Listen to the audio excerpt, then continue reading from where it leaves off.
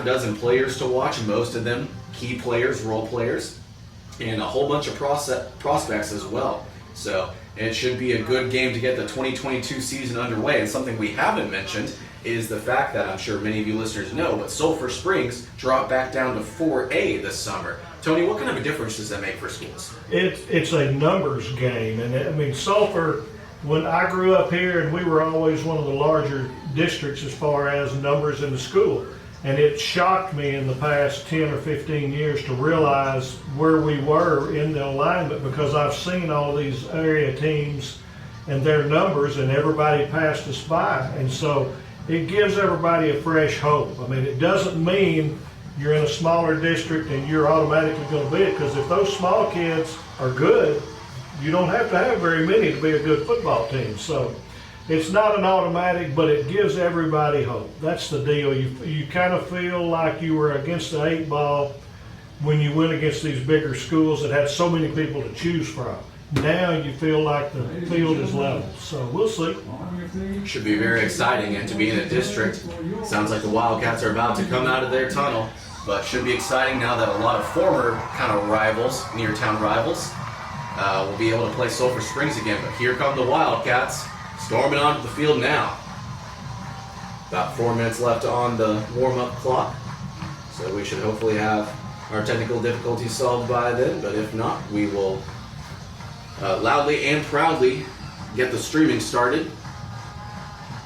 We'll be happy to announce that, but all too excited to get the 2022 football season underway, Tony. In fact, I was thinking about it when I was rolling up to the prim before the first scrimmage. I just couldn't almost believe it, you know? It just didn't even feel like time yet. Like the summer just kind of screamed by in a way. It's amazing how time gets away from you. Of course, in a town like Sulphur Springs and all of these East Texas and Texas in general, football is king. So now everybody's happy. It's just amazing how the whole town comes out, gives their support. Everybody's undefeated right now, so all prospects are good, and so now everybody's got that tinge about them, and hopefully it'll transpire and get some good results. I think it definitely will, but we might have to wait maybe a little while into the game to kind of see that transpire, because like in the first scrimmage, both teams, they struggled coming out of the gate. There were, I think, just so many jitters, so many nerves that they just couldn't quite put it all together, put those nerves back down and translate it to points, but Lindale was able to win that one, I think by 11 points, 28-17. But Wildcats responded well in the second game, and now we'll bow our heads as Chaplain does their prayer.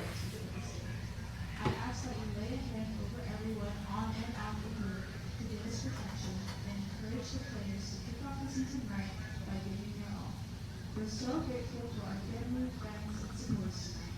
In Jesus' name I pray. Amen. Amen.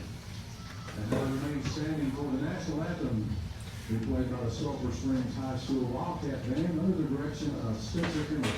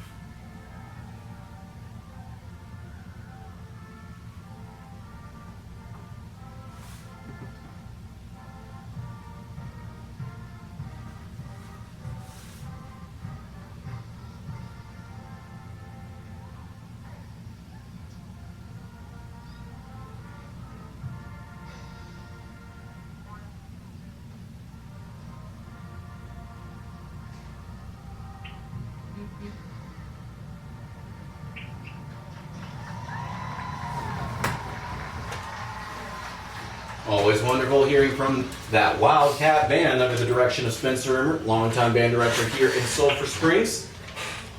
And with that, just about 30 seconds on the clock, and we are about ready to get this game underway. The 2022 season just moments away from being started here in Sulphur Springs. 4 captains for the Wildcats walking out onto the field. We've got, starting with number 7, there's Riley Hammonds. There's number 10, Matt Mitchell. 12, Braden Morris. And number 59, Sean Dial. Sean Dial, of course, being on that offensive line. Hammonds, just a stud in the defensive backfield. And then, of course, Matthew Mitchell, starting quarterback last season for a majority of the season. And then, of course, Braden Morris. For the Indians, they have 3 players out there. That's 53. Caden Franklin.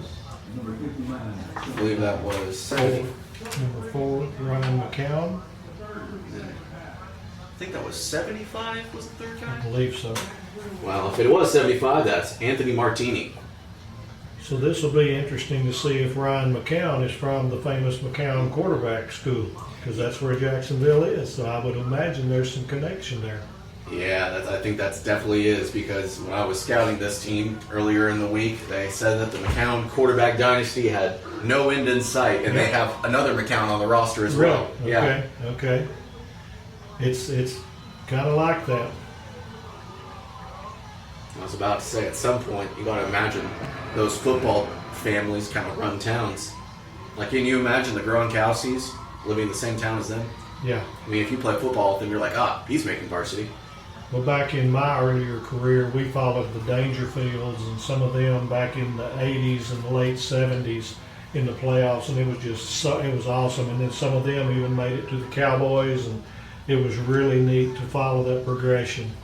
Yeah, that's something you don't see a whole lot of anymore, at least maybe not now that, anyone can scout, anyone can access. But that was something I love to read about, learning about those old Cowboys, is how many players they got from formerly East Texas Baptist University and all these smaller, like, Texas schools. It's almost like Tom Landry was like, you don't need to look anywhere else. That's exactly right. You look in this state. That's what I've said about such as A&M Commerce, is if they would go between here and the Texas border and the Red River, they could field a really nice team. Oh, yeah. People that can't get the darling D1 school, which they are D1 now, but we could have a good product and they would be close enough for a fan base. Well, and that's just something that's so weird, is that, well, not necessarily weird. It's tough for players these days because, they want to start, they want to play, they want to be the star, but some players kind of expect that. So now you see, even in college, that 5-star QB commit to LSU who wasn't going to be starting, so he dropped football altogether. Mm-hmm. And it's just kind of like, it's tough, but at the same time, there's definitely a group, just like you're talking about, that can be recruited to. But the Wildcats kick the football away. Jacksonville will start with it. 14 has a nice return. Looks like about 10 yards, maybe 15. Past the 30 to the 32-yard line. And Jacksonville getting the football first to start this game in the 2022 season. So that returner was tackled by one of the captains here tonight, Braden Morris, number 12. Now we'll see who the more aggressive team is right off the bat. This is where we set the tone. No, absolutely, and I'll give the last year's team some credit. They had a first-year defensive coordinator, which, in my limited experience in football, usually means that the defense is going to kind of struggle to get their feet under them. And that's why I usually tell people, like in the pros, no, you kind of don't want your head coach fired, because that means new schemes for both sides of the ball, and that means struggling. But first pass on first down, intended for number 8 on the far side, is incomplete. That was Joylin Kennedy. Very close to a lateral. Yeah, I think that quarterback wasn't quite ready for the throw. Ryan McCown, as he kind of had to dump that off quickly, and as a result, kind of dumped it at the feet of the receiver, Kennedy there. Pass incomplete, 2nd and 10.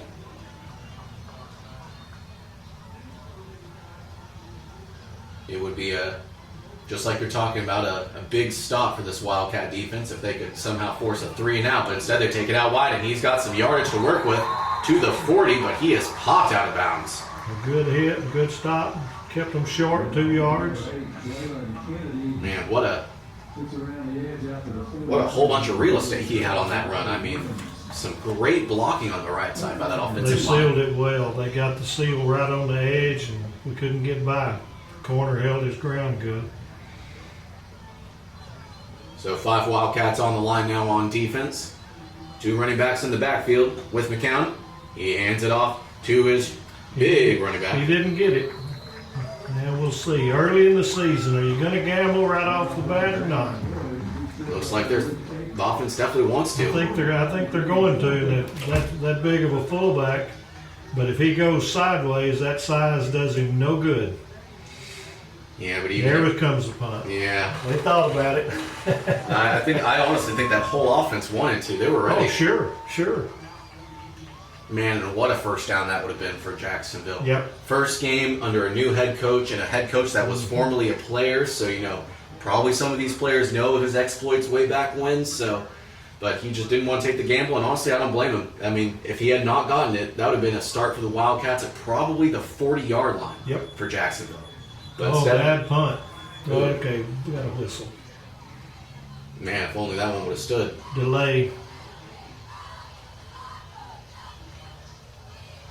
Yeah, so one of the pitfalls of trying to make a last second decision about whether to go for it is sometimes. That cost them, but in the middle of the field, it really didn't cost them. 5 yards right there is not going to be a game changer. Looks like number 2 for Sulphur Springs, Cooper Faircloth, son of the head coach Brandon Faircloth, back to return. Also back there is, looks like number 5, but that is definitely not. Still CJ. not a good punt. Get away from it. Yeah, let that one just go. There we go. 35, 36-yard line. Yep, 36-yard line, so that's where Sulphur Springs will start the ball for their first drive on offense of the year, coming right up. We're going to take a quick break and hear from some of our sponsors, but we'll be right back with the Wildcats football on offense. Welcome back to the Prim here on Friday, August 26th in the Wildcat football team season opener. Sulphur Springs just got the ball, and they start on offense for their first time here, just near midfield at about the 39-yard line. And on the previous play, Brady Driver kept it himself and got about 4 yards on the keeper. Not a bad game for your first play. And he rolls right, looking right, and he's got a wide receiver. Perfect ball to number 15, Jackson Hare, for a first down. Nice delivery right there. That's what we need. I believe Jackson Hare is a freshman, if I heard right. I think you're right. Because, yeah, I heard talks this season of Justin Hare's younger brother. Mm-hmm.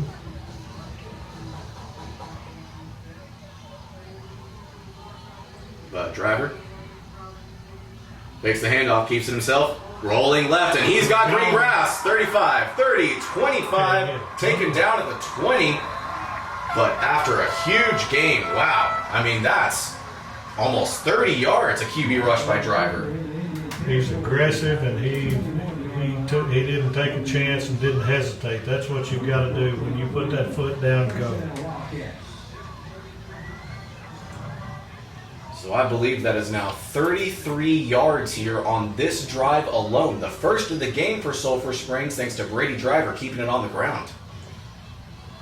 And that's something that's got to warm the hearts of this staff, seeing their quarterback running on all levels. And Malachi rolling, bouncing off a tackle. He's inside the 5. Touchdown, Sulphur Springs. There we go. And there's a good amount of people here on this home side, folks. I don't know that I can say it's sold out, but it's pretty good, and they are on their feet. What a rush there by Malachi Rowland for the touchdown. The offensive line blew them away. We've got a good size offensive line, and they did their job there. So Sulphur Springs here in their first game of the season, coming off an 0-10 season, scores the first points of the game and the first touchdown, but the point after is blocked. So instead of being 7-0 Sulphur Springs, it will be 6-0 for the Wildcats. And we're going to take a quick break here from some of our sponsors. We'll be right back with more football coming right up. Welcome back to the Prim, folks. Wildcats football just took the ball just about the distance of the field, maybe not the whole distance of the field, about half the field, and half of that drive thanks to Brady Driver on the ground, who rushed for 33 yards, but it was capped off with a Malachi Rowland touchdown to give Sulphur Springs a 6-0 lead. Their point after was blocked, though. What'd you like that you saw on that drive, Tony? Just the aggressiveness. Our line is big, and they did their job. So on that drive, they won the line of scrimmage, and that's so important. You always hear that the trenches decide things. It's not always the star. It's the people willing to do the work. And something you were talking about over commercial break was it was kicked out of bounds by Sulphur Springs, so Jacksonville going to get a nice start to this drive. But something you were talking about during commercial was the fact that the safety on the Rowland rush for a touchdown kind of went low and tried to kind of pop him, but instead Rowland just got right back up and practically waltzed into the end zone. That really disturbs me, and I wonder why it's not a point of emphasis with the coaching staff is that it's not necessarily delivering a big hit. You have to wrap people up. And so they see the TV and see all these big hits on Sports Center. That's what they want to do. Well, he just let a touchdown go. So that's not necessarily it. So Jacksonville will get the ball. They start at the 30-yard line after it was kicked out of bounds. Their quarterback dropping back, looking for options. He has to scramble. He's pointing to his men. He's got a man. And Riley Hammonds was there, but he will end up with the deflection instead of the pick. And man, that was pretty much his to take.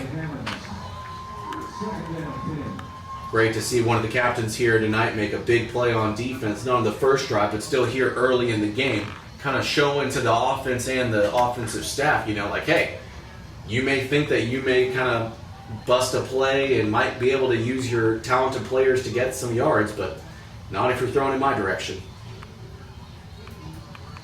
So we'll be 2nd and 10 after the incompletion. Quarterback McCown looking right, and he tries to quickly dump it off to his wide receiver. That's number 14. Devin McEwen, one of the stars to watch for this Indian squad. But once again, just like on the previous drive, just delivered it too quickly, not the throw he wanted at his feet, incomplete. So quickly, a 3rd and 10 for Jacksonville. And what you need to watch here is both of these teams came off of sub years in the back, new coaches, new staff. All of a sudden, we have a step, a little spring in our step, and all of a sudden Jacksonville may start thinking it's more of the same. So it'll be interesting to see how they react. So the quarterback looking for options. He instead rolls left and tries to get a receiver who had a little bit of time to catch it, but just the throw was a little too late. Nice hit from the defender there, and that will be an incompletion. Punt team coming on the field. So yeah, Tony, you're exactly right. I think that Jacksonville squad, maybe not all of them, but a lot of them are starting to think that exact thing. That immediate high that everybody has when you start the season, it doesn't take long if things go wrong. So hopefully they'll keep it together. Nobody needs to be beat down early in the season. So. Oh boy, bit of a That's got to return. squib there.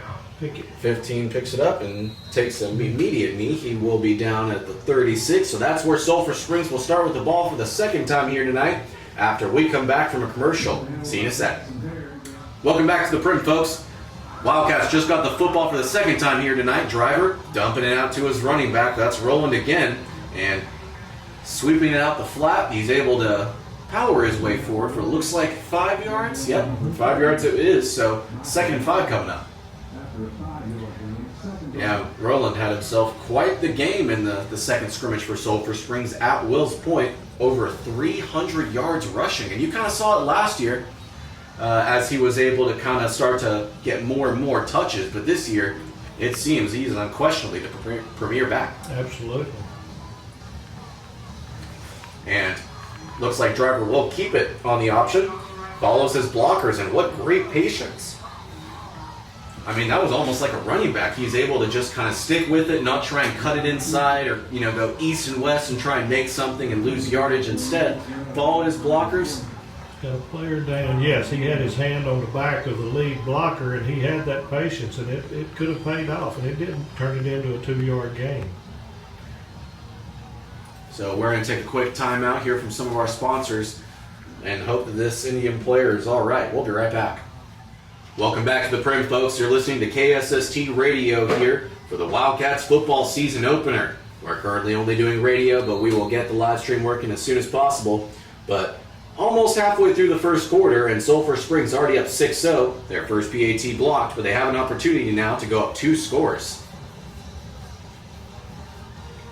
They face a 3rd and 3, though, and a Wildcat and an Indian just screamed down the field. My goodness. That was number 2, Cooper Faircloth. A little too excited on that one. Wasn't any hiding that one. Although, to give him some credit, the DB wasn't going to give up on the play either, so he stayed right in stride with them. It's a heads-up play by that defender there. He's going to get a slap on the helmet from his coach. All right, so after the false start, it becomes quite a bit more difficult. 3rd and 8. Fake the handoff. Driver decided to keep it himself, but he's able to break through another tackle before he's taken down past the first down marker. My goodness, what a run there from the QB. Again, more of his patience. That was a quarterback draw, and it shouldn't have gone anywhere, but he's strong enough, and he waited just a second, and then all of a sudden, and when he puts his foot down, the young man has some wheels. Yeah, and we were talking about this before the game got underway. You kind of saw the makings of a really talented quarterback last year, but could be some of the competition, the team around him, a whole bunch of reasons, just couldn't quite stay on the field. So great to see him out here in the starter, and great to see him, really playing well to start this season. Driver gets it. He's looking to throw. He's got a man, Cooper Faircloth, and Cooper kind of maybe juggled the catch a little bit, but he is able to come down with it for a 15-yard gain, it looks like. So, yeah, from the 47 to the 38. So, really nice game there. I just can't get over the footwork and the mechanics of Brady. He is really nice right now. He is getting his feet under him. He's delivering a good ball. Making good reads, too. He is. That Faircloth had a really good route, wide open. He made himself available, and here we go. Fake the handoff on the sweep. Good play. Is rolling, but he is swallowed up behind the line. Will be a loss of 1 for Sulphur Springs. That had some potential, but the young man from Jacksonville held his ground and made a good one-on-one tackle. Yeah, that's one of those kind of trick plays that just didn't quite pan out for a team. You see that quite often. But now they have to think about that too, so it holds everybody in their place. So every play has a reason. It's got to be the first double option here tonight. So yeah, you're definitely right. Jackson will be thinking about that. They sweep left on the bootleg, looking for number 6. He's got completion. He breaks a tackle, breaks one more before he's taken down at the 30. Really close. Nope, they're going to be shortcut.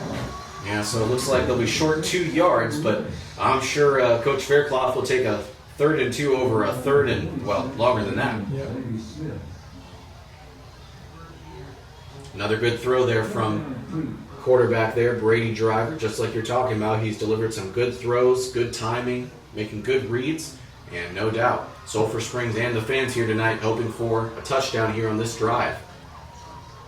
He'll hand it off to Roland, and quickly Roland is taken down. Didn't get it. Now we'll see what Mr. Faircloth's first shot at going for it right now, because it's too long for a field goal, so I'm quite sure he'll go for this one. Yeah, and Driver's waiting for the call. And I figure Driver's going to have the ball in his hands, if that was my early season guess. So it looks like they're sending in a big body, number 25, so I believe that'll be... Oh yes, we're going to have ourselves a nice heavy set here, folks. 4th and 1, Sulphur Springs trying to go up 2 scores. They lead 6-0, just over 4 minutes to go here in this opening quarter. Trying to convert on a 4th and 1. Here it is. And Driver keeps himself, and he will have it. No question. My goodness. Wow. That offensive line is doing their work. And Jacksonville, I'm not going to say their whole defense, but I can tell after that one, their defense is not happy. No. But this is an impressive line. We've got size, but they've got some feet under them, and they've got some quickness. But when they get you moving, they finish the job, and that was obvious there. That wasn't even close. Also, the play calling tonight for the offense has been really good. A Really good good. combination of running and passing between both driver and the running backs and wide receivers as well. But this one, Roland just able to kind of fall his way forward for 1 yard, maybe 2 yards, as the defense swarmed to him. I don't know that between the tackles is necessarily where he needs to be going. You know, with that kind of quickness, that Yep. agility, the Yep. ability to just kind of change directions like that. I mean, he is a fun back to watch, that's for sure, If we folks. get him in space, he's going to be exciting all year long. We've just got a good look. I like the look we have right now. There's excitement in the air.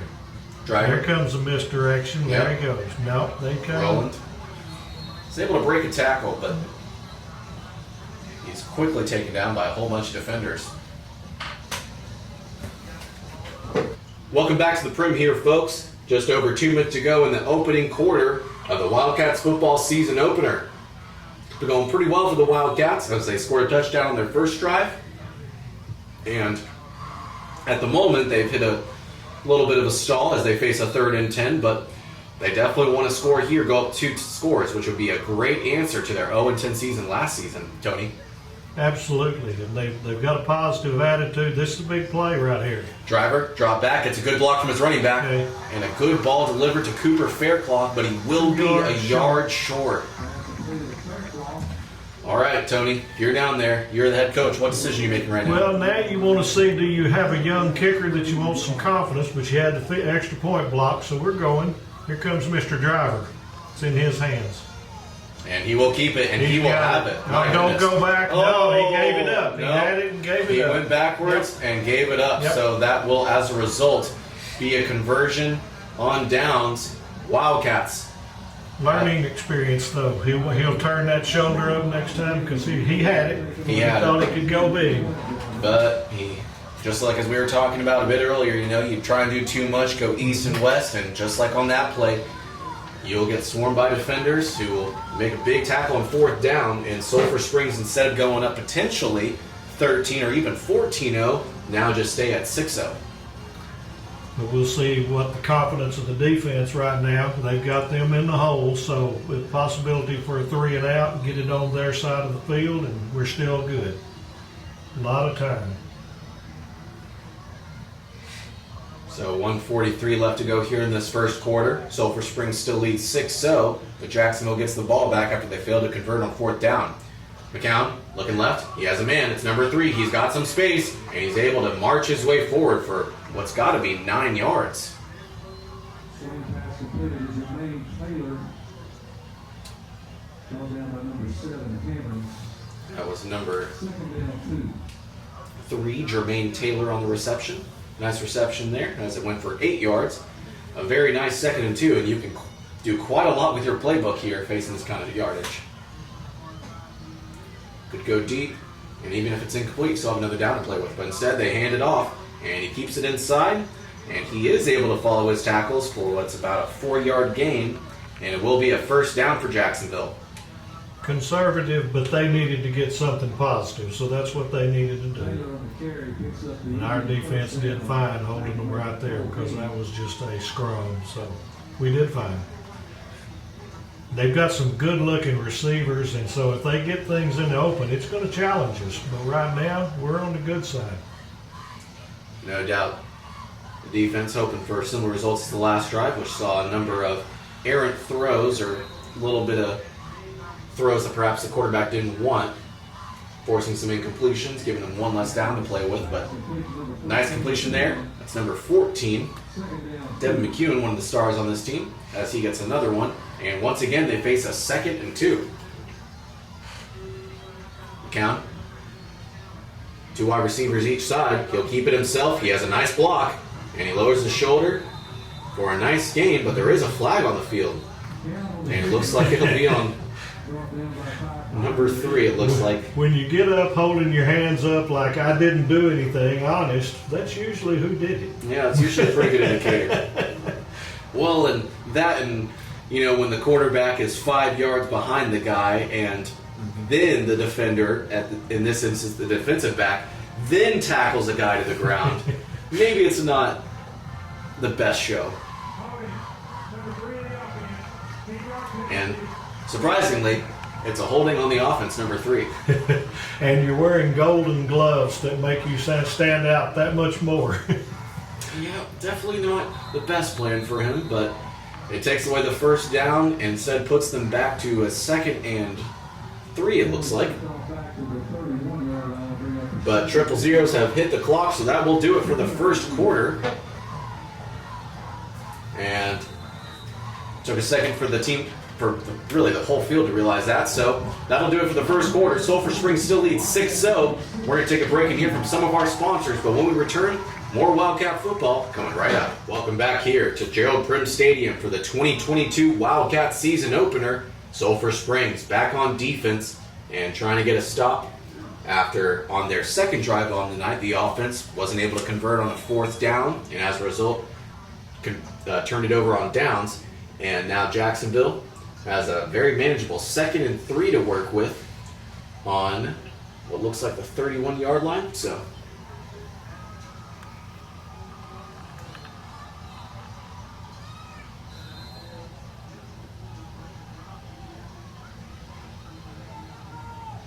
I'm watching the change Yeah, me from too. my old days of referee. They didn't have it set up right. It's closer to a 2nd and 4, and they're finally there, but it took them a while. yeah, they got to move the change because Yep, they set they're it up. in the wrong direction. Yeah. Left them. I was like, I think you'll have it flipped. People don't realize how many people are involved. It's not just the officials. That chain crew, which Sulphur Springs has a group of men that help, and they do a good job, but things can get a little crazy if you let it. I don't think they're set right yet. No, I don't think they are either. They're still figuring it out. Yep. That spot's supposed to be on a 5-yard line. He was 2 yards off. But they've got the ball wrong. They're 4 yards. They're 4 yards from where they're supposed to be. They're still figuring it out. First game jitters for their officials too. Yeah, right now the 2nd down marker is actually at the 1st down. That's right. They've got the ball marked at the 1st down. They've got to back up the ball 4 yards, a long 3, or else move the chains forward. I didn't pay attention. Now they're going to flip the chains around and put it on the 5-yard mark, and they may be there. It's there. Now we're right. There we go. Now All right. we're right. And that is. I hate to say anything because I've been there, and it's you get frustrated. Now we're set. All right. Now it's time to begin the second quarter. Nope. I lied. Well, I can tell you one thing for certain. The markers are right this time. They are. And where the kicker is the men have to flip ends. And a lot of times they just go straight down the field, and that's not it. So, but the linesman has got to say, okay, I'm picking up on the 35-yard line. You're going to go first, and that flips them around, and it's your job to set them, and they didn't do it right, and that's not a complaint. Like I say, it's early there for them, and they'll get it better. That's probably the only time they'll mess this up this year because they learn enough right there. They'll talk about it at halftime. Failure is the best teacher. Jacksonville hands it off to their running back, and man, did he have a lot of green grass to work with. In fact, he is still on his feet, able to break quite a few tackles for what's got to be a 10-yard gain. That's about right.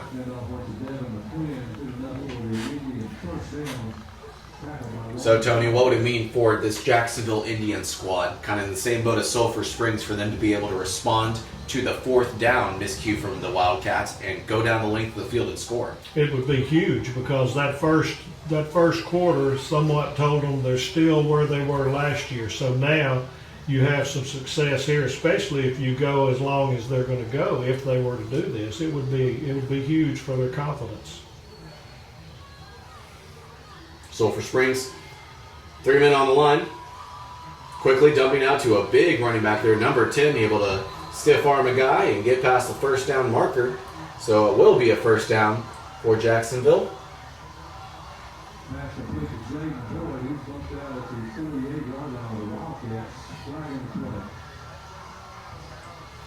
So a nice play there. I didn't see the flag. Got something down there and they're talking. Maybe some post-play Well, a shenanigans. lot of times right there, it's going to be holding on that lead receiver right before he went out of bounds. When you get those receivers out in wide open spaces and they're one-on-one, the hands get to grabbing, and you've got to keep it inside to be able to get by with it. Oh yeah, because if you're a wide receiver sealing that block, you see that running back come up behind you, and you see what he's got to work with in front of you if he can get by. Oh yeah, then you don't think about fundamentals anymore. You think about trying to get that guy out of the way. Yep.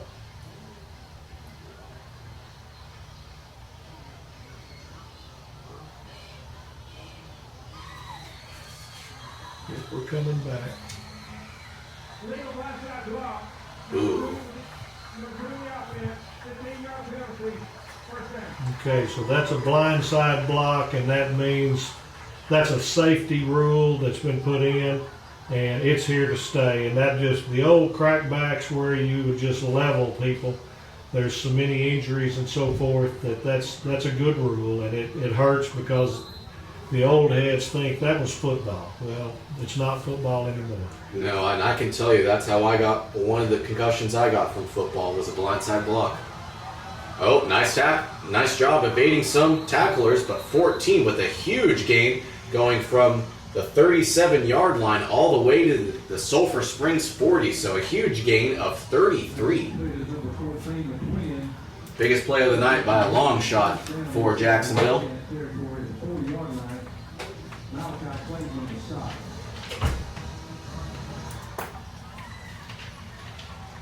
We're staying with our 3 down linemen, so we're going to have to see how they can put enough pressure on McCown. Well, that's something that we were talking about in the first quarter, was kind of how they were doing such a nice job of putting 4 or 5 guys on the line and going after the quarterback, making him make some early throws they wasn't ready for and get some incompletions. But, here, now they're kind of sitting back a little bit more. They kind of want to put the onus on McCown to beat them. And just like Brady Driver has such good footwork, McCown has the same, and so all of a sudden he's had a little bit of time, even though we've got 8 players in the field to defend the pass. A good quarterback and a good route runner can get into the open spaces, so we need to make a stop. McCown looking right. He's got a man, number 10, and a good job for 2 defenders for the Wildcats swarming to the player. Yeah, Braden Morris cut him down before he could get his feet under him and make a move. So that was a good play. Minimal gain. So only a gain of 2 gives them a pretty tough 3rd and 8 coming up for Jacksonville. Looking to get their first points here in the game, and they definitely don't want to punt it away just to see Sulphur Springs get some more points. So a big play here for the Indians. 3rd and 8 on the Wildcat 38. Looking left. He's got a screen and not the pass he was hoping for. Incomplete. 4th down coming up. We did what we needed to do, because if they had gained any yards, they would go for it this deep in the field. So now I don't think they'll have any. They're staying out there, though. They may prove us wrong. I don't see how they can go for it at 3rd and 8, but they may do it. It's sure looking like it. Yep, the offense is staying out there. They want to convert here. So, big play here for the Indians. Down 6 on the Wildcat 38, facing the 4th and 8. 10-12 left to go in the first half. McCown looking right. Scrambling left, still looking for options. Doesn't have a man. And, that looks like an interception, and it just might be. And I think it is. Number 7, Riley Hammonds. Are they calling it a pick? In all honesty, you want it for the young man, but he needed to knock it down because it cost us 15 yards. But you can't tell these kids that. It's hard. It's easy to do up here in the stands, but on the field, everybody wants to make the pick, and it was a great play. So more power to the young man. But for the football team, it cost us 15 yards, but we're okay. It's got the excitement moving again. Now we're back on our turf. Well, and something you didn't see a whole lot of last year was the Wildcats being able to force turnovers and stop them on defense. So a number of stops, a turnover forced here. I mean, this Wildcat team, I don't want to get fans too excited, but they look just a whole lot different than last year. Right now, the word that comes to me is solid. We're doing things basic and we're doing things well in a basic manner. So that gives confidence because you don't have to go out and hit home runs every play. Yeah, something you kind of have to remind the Madden generation of is that they don't always need to go for the 9 routes, going for the verticals. Mm-hmm. I mean, a perfectly placed slant is just as good, trust me. I mean, shoot, that's what Tua did at Alabama. Just throw a slant to Jerry Jeudy and let him go 75 yards to the house. Driver, though, keeps it himself. He's facing a 2nd and 3, and he's got way more than that on the rush. It's got to be a gain of maybe 6 or 7, but more importantly, that's a Hooten's Hardware first down. Hooten's Hardware in Emory, Texas. Word on the street is they have lots more than just nuts and bolts. But in another impressive run there from Driver, and I gotta say, not only is he kind of doing really well against this Indian defense through the air, but arguably doing more damage on the ground. Absolutely. He's quick and he's decisive and he's very athletic. You talked about maybe wasn't as developed last year. The 12-month period for a young man that's in high school makes a big difference, and obviously he's worked hard to get to this level. Well, and you have to imagine that even though he couldn't stay on the field, stay healthy, as we talked about earlier, when he was out there, he looked sharp. So he had to know, like, if I keep working, if I can get stronger, stay healthy, like, this is my job to lose this year. Absolutely. And Matthew Mitchell, the quarterback from last year, he is, I believe he's playing B-back this year, it looks like, or at least right now.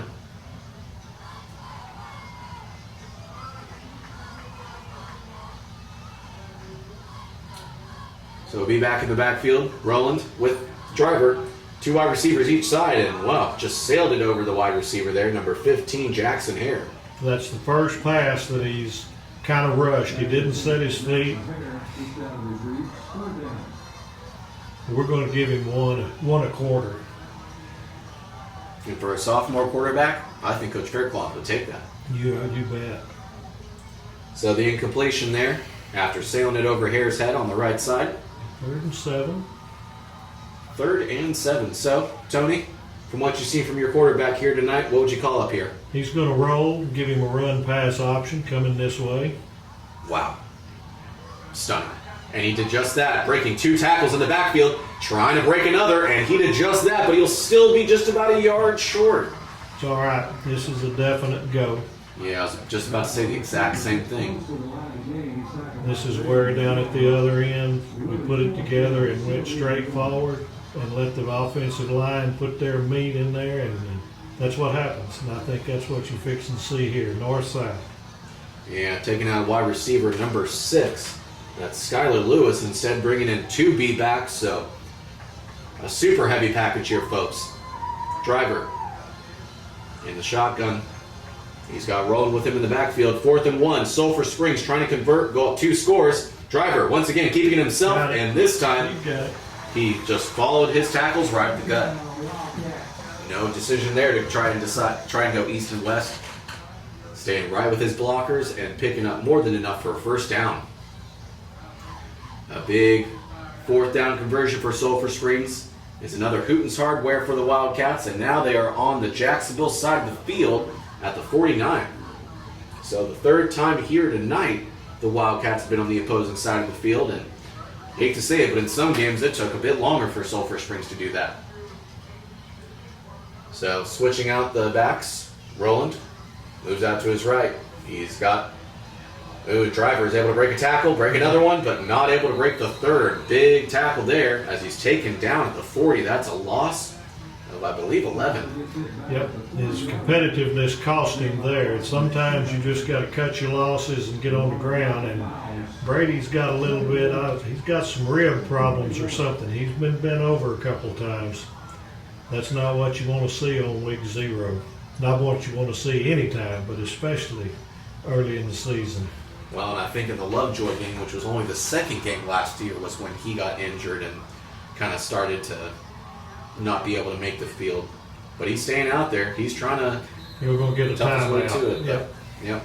Timeout call for Sulphur Springs. His driver going to talk to his staff, and we'll take a timeout with them. When we return, We'll have more of Wildcats football here in the first half coming right up. Welcome back here to the Prim. Just before we went to a commercial break, Brady Driver, after suffering a big hit on the sack, tried to kind of pull himself together, but just too big of a hit, and so he had to come out, and back in comes number 10, Matt Mitchell. Mitchell is going to be back up to this point here in the season opener. He gets the handoff and wisely hands it off to Malachi Rowland. Rowland is able to evade one tackle, but then taken down behind the line, and my goodness, Indian defense real excited to make that tackle for a loss.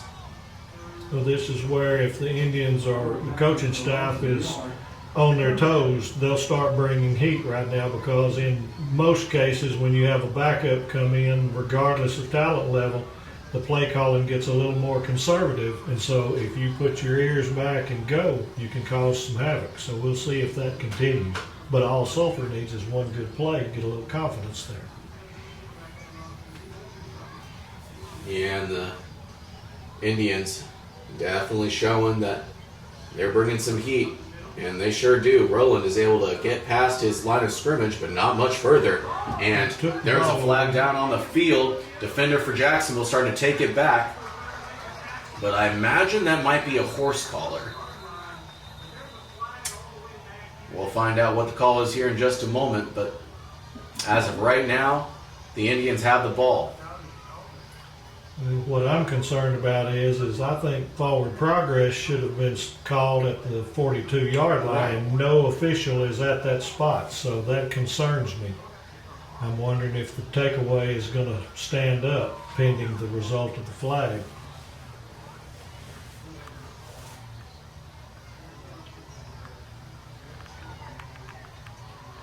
So the referee's discussing it on the far side. Just under 5.5 to go here in the first half. The Wildcats lead 6-0. Jacksonville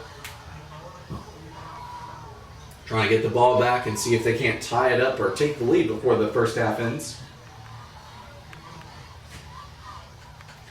But it's been a fun one here. Let's hear from the ref on what the penalty is. Personal foul, face mask on the defense, 15-yard penalty. That's the saver. Wow. Might have to call that play of the night the resuscitator, because this drive has just been brought back to life.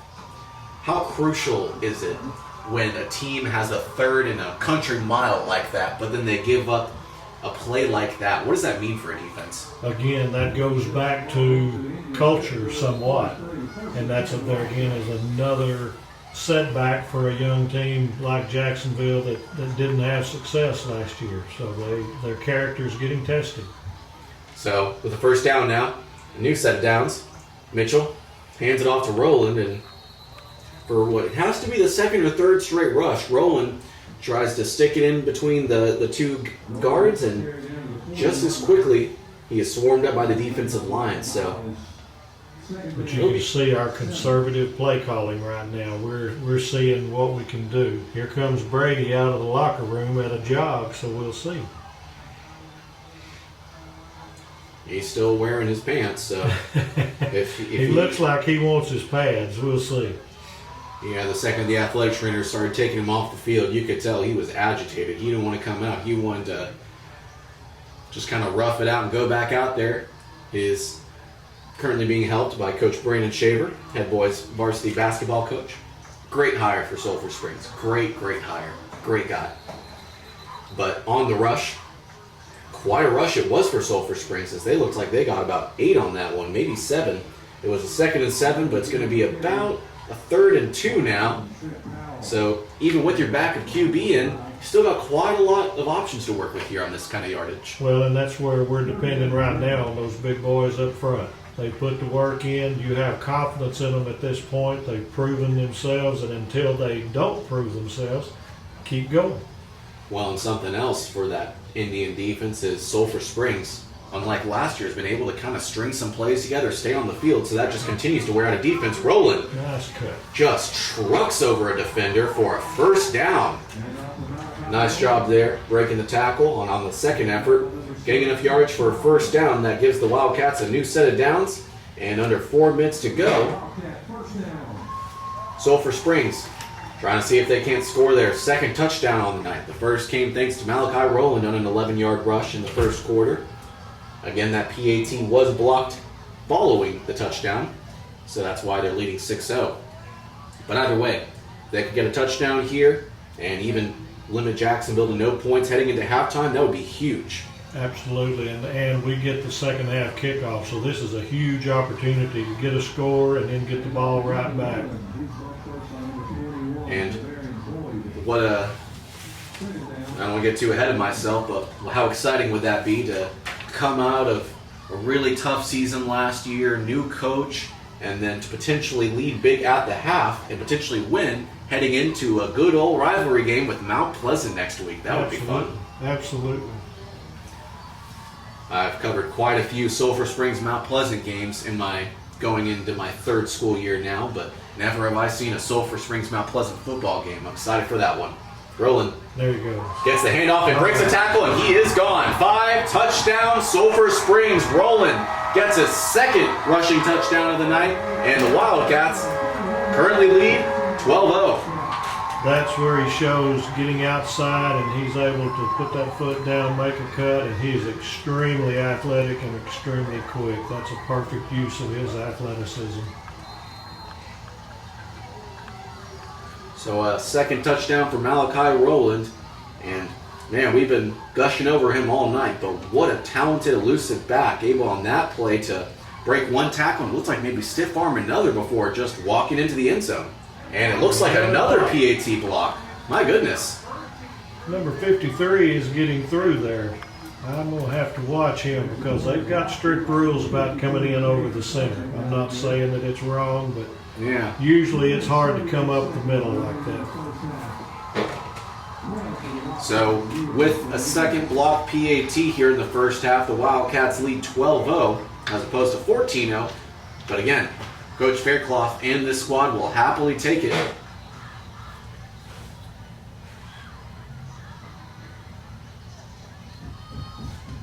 So we're going to take a quick break here from some of our sponsors. We'll be right back with more football coming right up. Welcome back to the Prim. Before we went to commercial, Sulphur Springs had a second scoring drive here on the night, and it was capped off with another Malachi Rowland rush.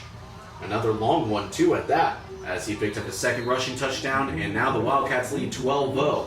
It would be 14-0, but both PATs on the touchdown drives were blocked. That drive was very important for the team as well because you have your backup quarterback in. Now you've had success with him. So the team still has confidence. Everything's going right. Uh-oh. Went through the hands of a player. He's able to scoop it up, but he is taken back inside the 10 at the 9-yard line. So if Jacksonville wants to score a touchdown, they will have to go 90 yards. That was a case of the young man from Jacksonville just not ready for the ball because he was looking back to see if his deep backs were coming to get it, and he didn't have time to recover.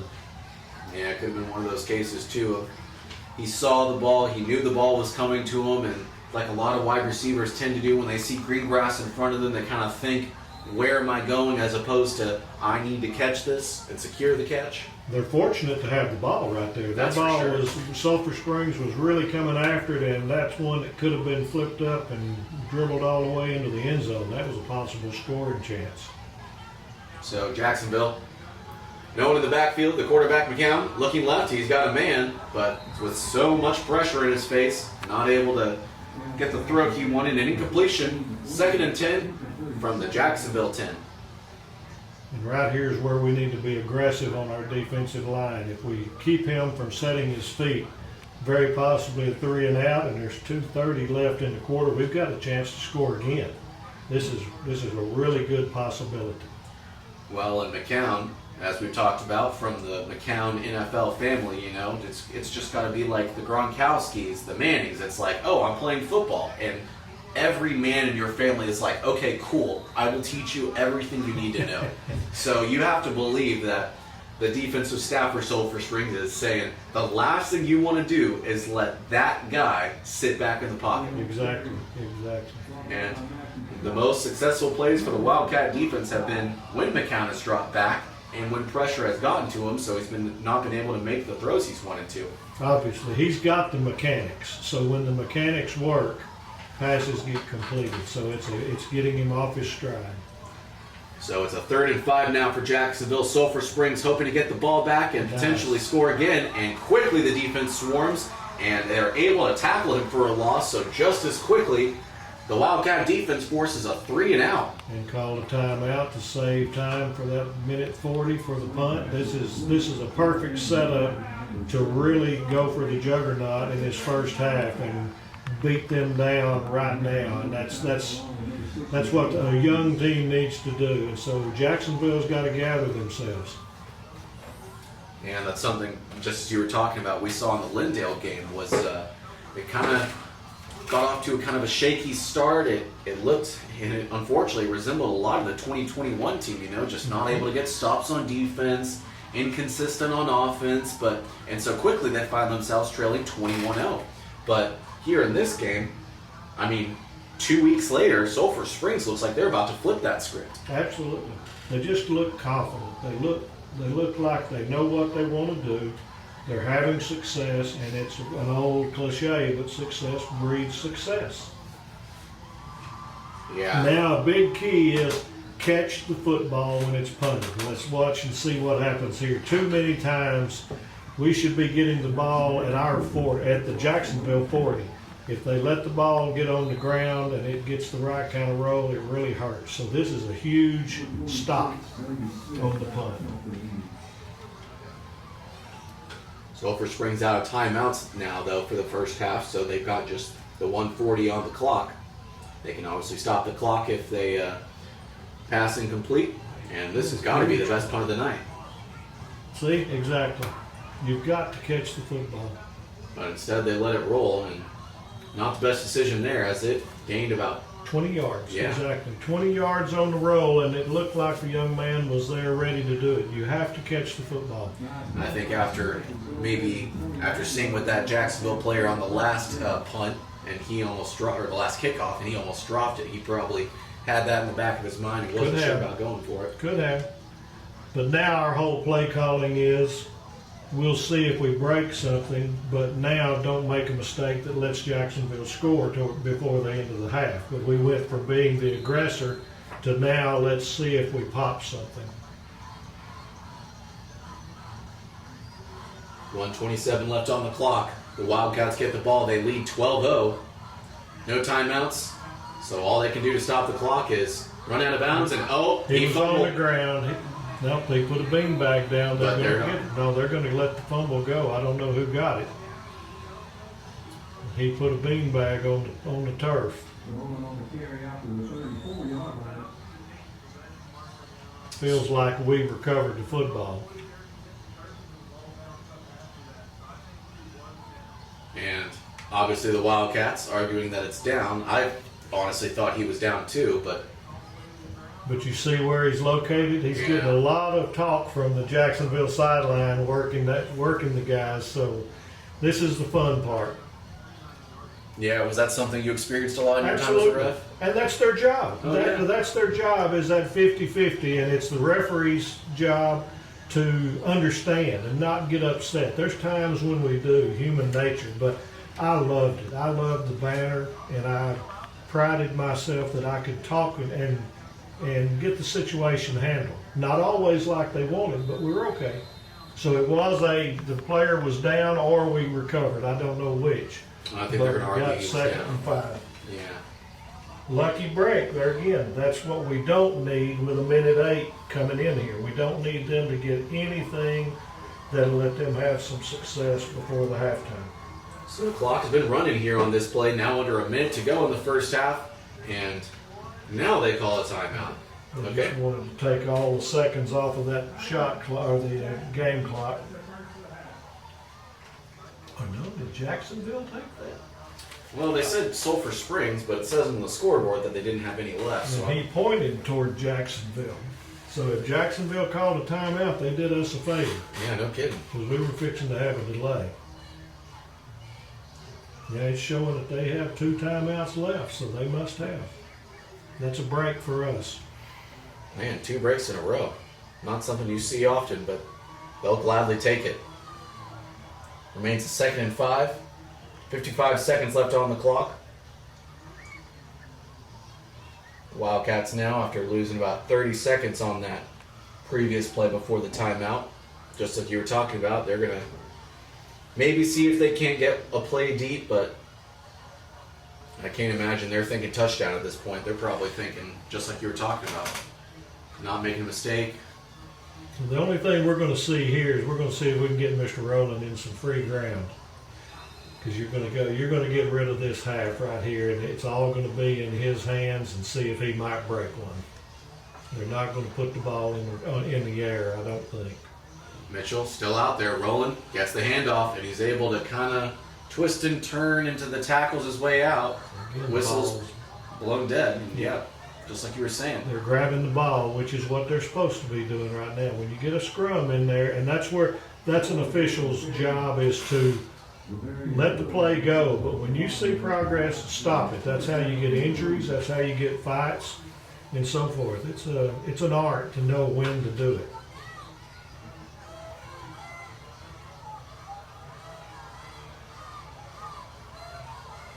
So Sulphur Springs just letting the clock wind down. Not wanting to give Jacksonville any sort of opportunities.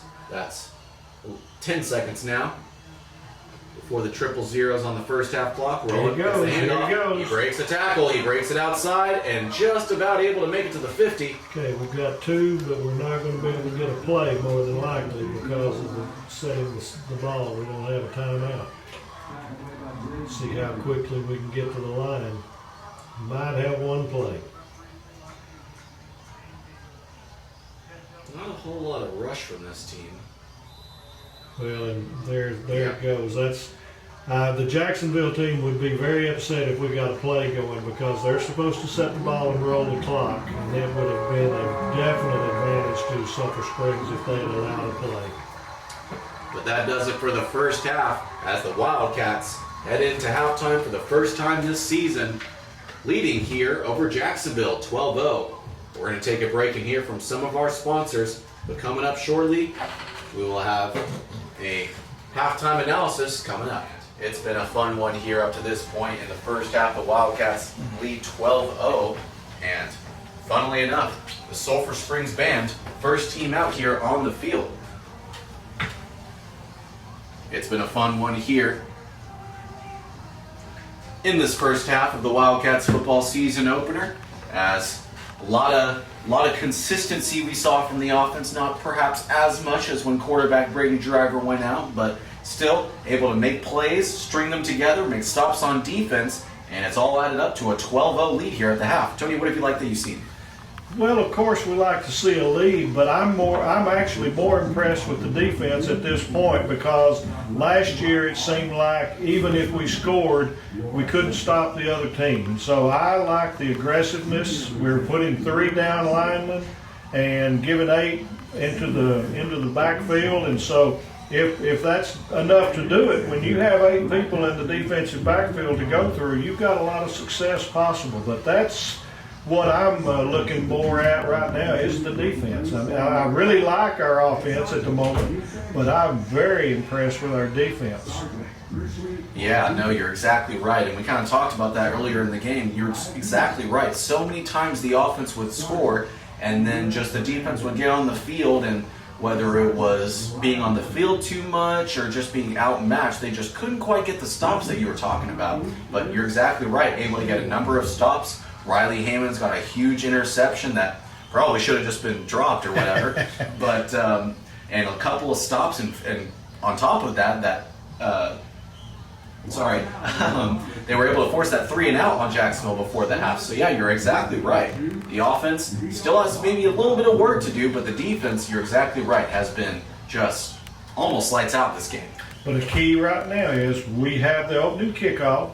So go in there, get you a game plan, execute that game plan, go up 19-0 right there. At that point, Jacksonville says, I can't do this. 100%. So right now is a key. We've had a good first half, but now you put them down. And that was another thing, unfortunately, against that 2021 team, is that at the half, it just seemed like a lot of times maybe they stuck with their original game plan, didn't make adjustments, but a lot of times they would come out of the half kind of slow, kind of behind the 8 ball a little bit. So you're exactly right. To see how they respond coming out of the half will be huge. Well, and you're seeing that in college. You're seeing, used to, you never saw anything but a coin flip and we want the ball. Now you very rarely see that, and it's exactly for this situation because things have lined out to this point. You're up 12, you have the momentum, now you have the possibility to almost put it away. In the past, you wanted to score first in the first quarter, okay? It might work, it might not. So it's a strategy now. No, 100%. And it'll be very interesting to see how Brady Driver gets over that injury. He, I want to say maybe the second, maybe the third drive of the game after the Wildcats scored that first touchdown. He took a big sack, just trying to do too much, trying to find a receiver, get out of a sack, but he took a big 11-yard loss, and as a result, just like you were talking about earlier, he was kind of struggling to get air, maybe a rib injury, as you suggested. Well, and I had seen him grab his chest and his rib area a little bit before that. I don't think that play was the topper, but he had had a little bit earlier, and that's just the competitive nature. But this also might be the perfect situation. You come out and execute this drive, you don't have to put Brady Driver in. So you got 9 games left. You don't want to have something that lingers. So let him stay out, get some confidence with the remainder of the team. So this could line out good.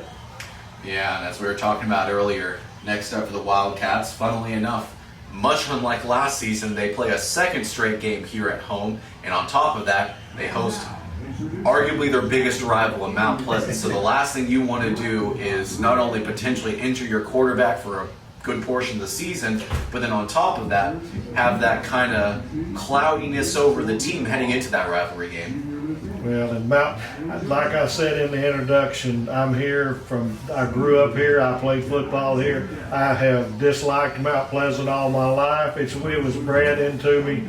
And so, yes, you want to be prepared for them next week. You don't want to go in and not have your best, but it's exciting. And right now things are going good, but we've got a half of football left, so we have to finish the job. There's been a lot of games that were won at halftime that went in the loss column, so we've got to protect that.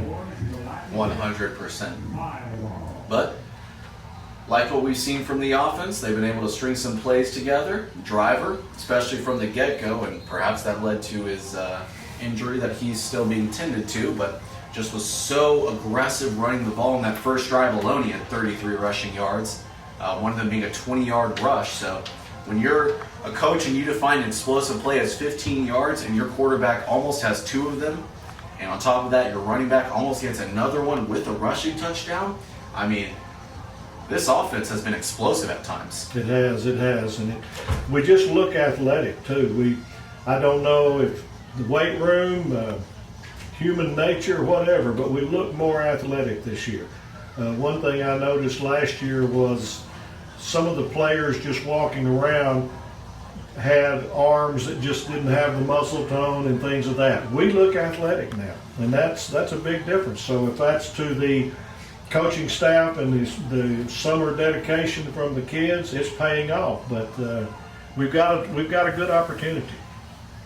100%. And one thing I've heard from coaches around Sulphur Springs is that was a big emphasis from Coach Faircloth, was that he really wanted to make the edge, now summer strength and speed, mandatory for students. And I know if when I was in high school, I would have not enjoyed that. If I were even now, I wouldn't enjoy that. But at the same time, you kind of have to. And what I said to all the coaches is you got to tell these players, hey, if you want to play at the next level, this is what it takes. Like, there aren't off days. Like, there is no summer vacation. Like, you have to work every day at it. It is a buy-in, and it is a program-wide buy-in. And actually, the football team is setting the tone for the entire school year.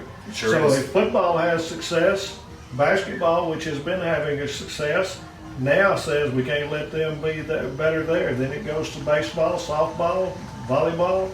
Success is catching, and so this is just a good start to the school year. Yeah, it'll be definitely interesting to see how they respond not only in the second half coming up, but in that second game, because last year, and I don't want to hold this against them, but in that second game last year, they played a team in Lovejoy that would go pretty far in the playoffs, only losing to eventual state champion South Oak Cliff. So to replace that with a rival, I think is still a really good litmus test for the second game. Mm-hmm. And one thing I was kind of amazed at looking at all the schedules, football, volleyball, cross country, is that now that with the drop to 4A, you have less district games and more non-districts. So for instance, football, they play 5 district games this year and 5 non-district. Last year, volleyball finished up tournament season, maybe played 1 or 2 non-district games, but this year they play 7 before they start districts. So That is a really good advantage for the schedule this year. Sulphur Springs has always been almost a curse from Texas High. And it's always that it seems like the UIL felt like Texas High can go to Sulphur Springs, and so Sulphur Springs is going east, and sometimes it just hurt us that way. So this gives us an opportunity to not have that huge gap. And plus Texas High was always the biggest school in the district and so forth. So, but dropping down, like I say, doesn't automatically breed success and demand that you're going to have success, but it gives you hope. That's sometimes when you feel like you're the small kid on the block, you go in saying, I think we're going to have a good season, and but in the back of your mind you're saying, but probably not. Now we've got that hope and we're proving it. yeah, and that's always so tough, especially with the football district last year and the schedule on top of that. I mean, I think we played at Ennis and at Corsicana in 3 weeks, and sandwiched in between that was a home game with. And another thing I complained about last year was that all of our furthest opponents we played at home. Mm-hmm. Or sorry, all of the furthest ones we played at on the theirs. road. Yes, and all the closest ones we played at home. So Greenville, Royce City, we played right here in Sulphur Springs. But don't worry, we had to make that 2-hour drive to Ennis. and I just couldn't believe that. The fact that there was a district that was Forney, North Forney, and then for some reason, almost 2 hours away, Sulphur Springs. Correct. When I typed up the article about Sulphur Springs moving down to 4A, I was still so bitter about football season that I almost typed, mercifully, District 8-5A has been disbanded. Because, I mean, that was just torturous. And one thing, I think I read it right, do we have 6 home games this year? Yes. We have 6, so this is a year to get our confidence, because next year you've got 6 road games Right. for district, or for, everything, but still, it's not as big of a thing as like NBA basketball, but you definitely want to have the success at home, so we've got an opportunity there too. So things are lining up right now. If we take advantage of it and we stay with the dedication, stay injury free. Of course, with Brady, you've got to check that out. But we've got a good opportunity. Yeah, and going back to what we were talking about, a 6 home games, so in a 10-game schedule, 6 of those home games right here in Sulphur Springs, 4 of them on the road. But on top of that, only 2 of those 4 road games are district games. So not saying that you can, but you have the opportunity to lose on the road and still be okay. Yep. And so here obviously at home for their home opener. Next week they host Mount Pleasant. Always good to host your biggest rival at home. Never wanted to play one of those huge games on the road, that's for sure. But then I believe, yes, 2 away games. Yes. 2 And away. then 2 home games, with that second home game being the district opener. And then it just rotates home away for the rest of the season. So you're exactly right. So the schedule is, it's almost like the UIL saw our schedule last year and said, okay, we got to throw them a bone this year. Well, that's what's always so funny is that, you see districts like the new district for non-football. It's what it was last year. So the Marshalls, the Hallsville, Longview Pine Tree, and I think they added Tyler and White House. But then now the outlier is Mount Pleasant. Yep. So it makes total sense. It's the I-20 district and Mount Pleasant. And to me, that just exemplifies the UIL. They do what they can. You can only do so much with the way Texas is laid out. I get that, but at a certain point, I feel like they're just like, all right, here's a perfect district. Oh wait, we have this outlier. All right, you're in it. And that was we always would say that we should have a district with Mount Pleasant to Royce City. Like you say, the I-30. There's enough schools right there that you could basically do it, but it seems like Royce or the UIL had it in for us. I know they don't, but you hear all of the rubber band stories, and I'm not so sure that's not how they still do it. But I don't doubt it. it's amazing. But that rubber band always stretched to Texarkana, so that was a biggie. Yeah, I think you're exactly right. They saw two schools in the same subdivision on the same interstate and said, they can do that. It's fine. But then didn't understand that we had to drive 2 hours on all country roads to Hallsville as well. I'm just like, Yeah. and I just knew softball last year in the playoffs, playing White House. I just knew we were going to go back to Rusk. And I was just like, I thought we were going to play Huntsville in the playoffs. So I thought we were going back to Rusk. And I was just like, my goodness, man, this is torturous. And the people don't realize it's not so much for your varsity sports as it is you go to thinking about Tuesday nights for middle school. That's where the rub comes, because those kids don't need to be out till 11 and 12 at night. And so it's there's a lot to look at, but it has amazed me that the middle schools and all haven't gone to more of an area schedule for safety and economics and everything else. And I think that someday it'll probably come to that, which is sad that it would come to that. But these youngsters need they're students. No, 100%. And it definitely helps with the new district that the Wildcats are in. I mean, Nevada community, which softball fans know all too well, just outside of the Metroplex. Maybank, so that's a little south. Paris, y'all know, right up the road.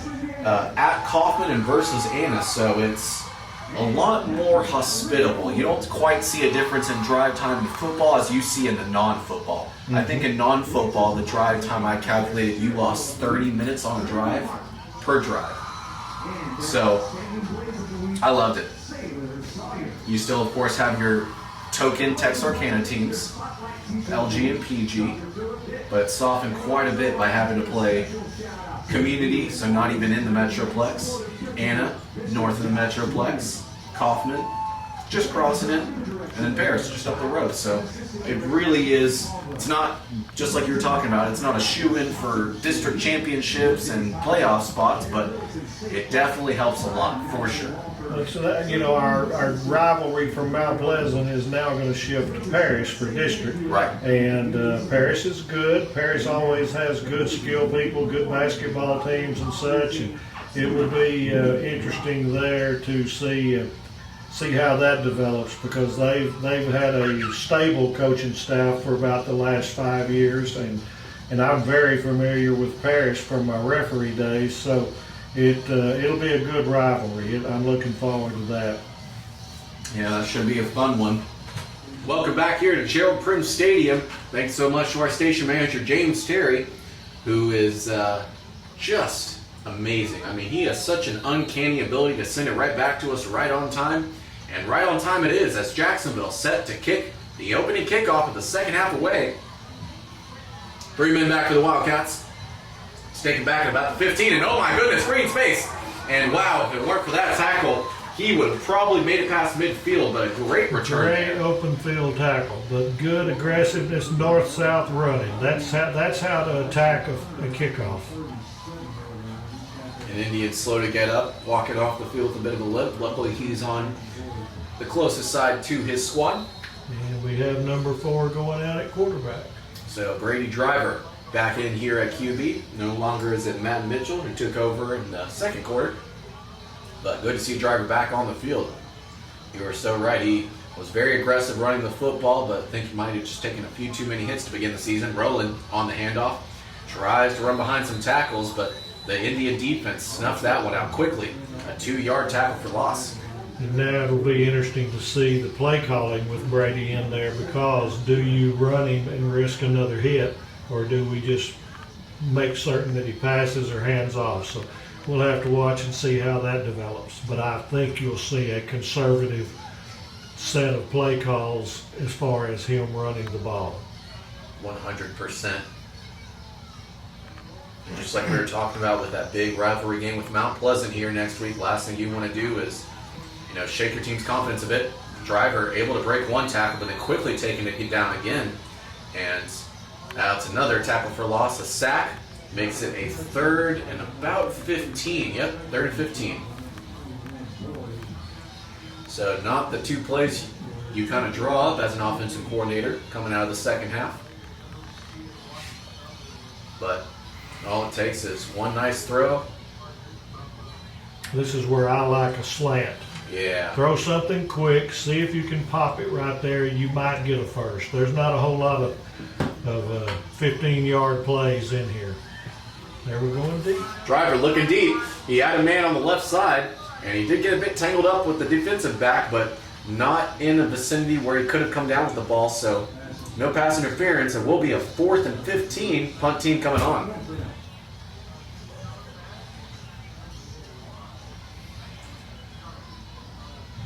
So a big stop for the Indians defense, forcing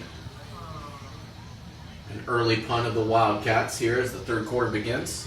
And as we were talking about at the half, what you really want to do for Sulphur Springs is, get the ball coming out of the locker room, already up 2 scores, maybe get a touchdown out of the gate, and then at that point, the Indians are scrambling. They're trying to put everything together and might not have enough time to do so, but that punt goes out of bounds. So the Indians get the ball now. It was only about a 12-yard punt, so that gave them good field position. So now it's up to the defense, which had success in the first quarter, first half. Now's the time for them to force a 3 and out right here, because being that they're starting on our side of the field, if they have any success, you'll see 4 down territory there because they need something.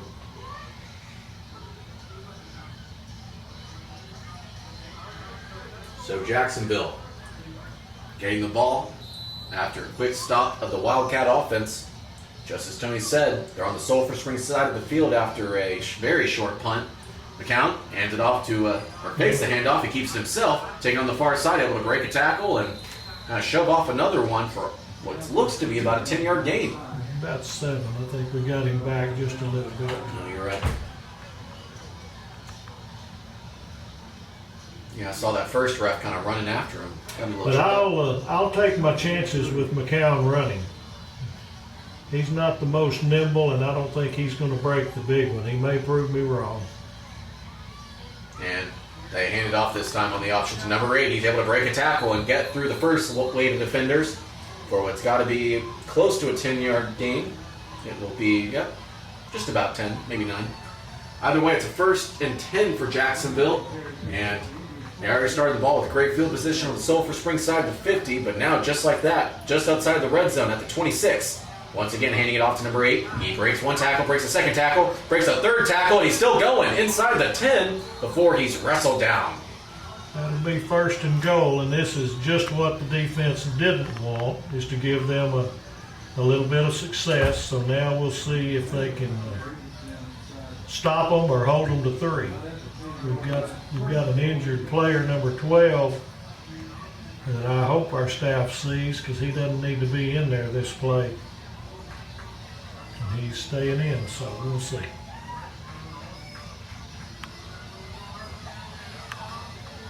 There you go. So, rush there from Jacksonville, quickly swarmed at the line of scrimmage. No gain. It'll stay a 1st and goal at the 10.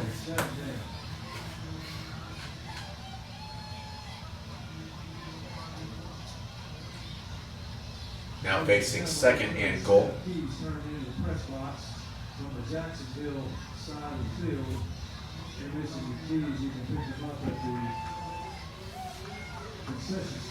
Count, gets it, rolls right, he's keeping it, breaks a tackle. Not able to break a 2nd though, quickly taken down. That's 22. Great job wrapping up there by Cameron Jefferson. It's another example of not so nimble quarterback.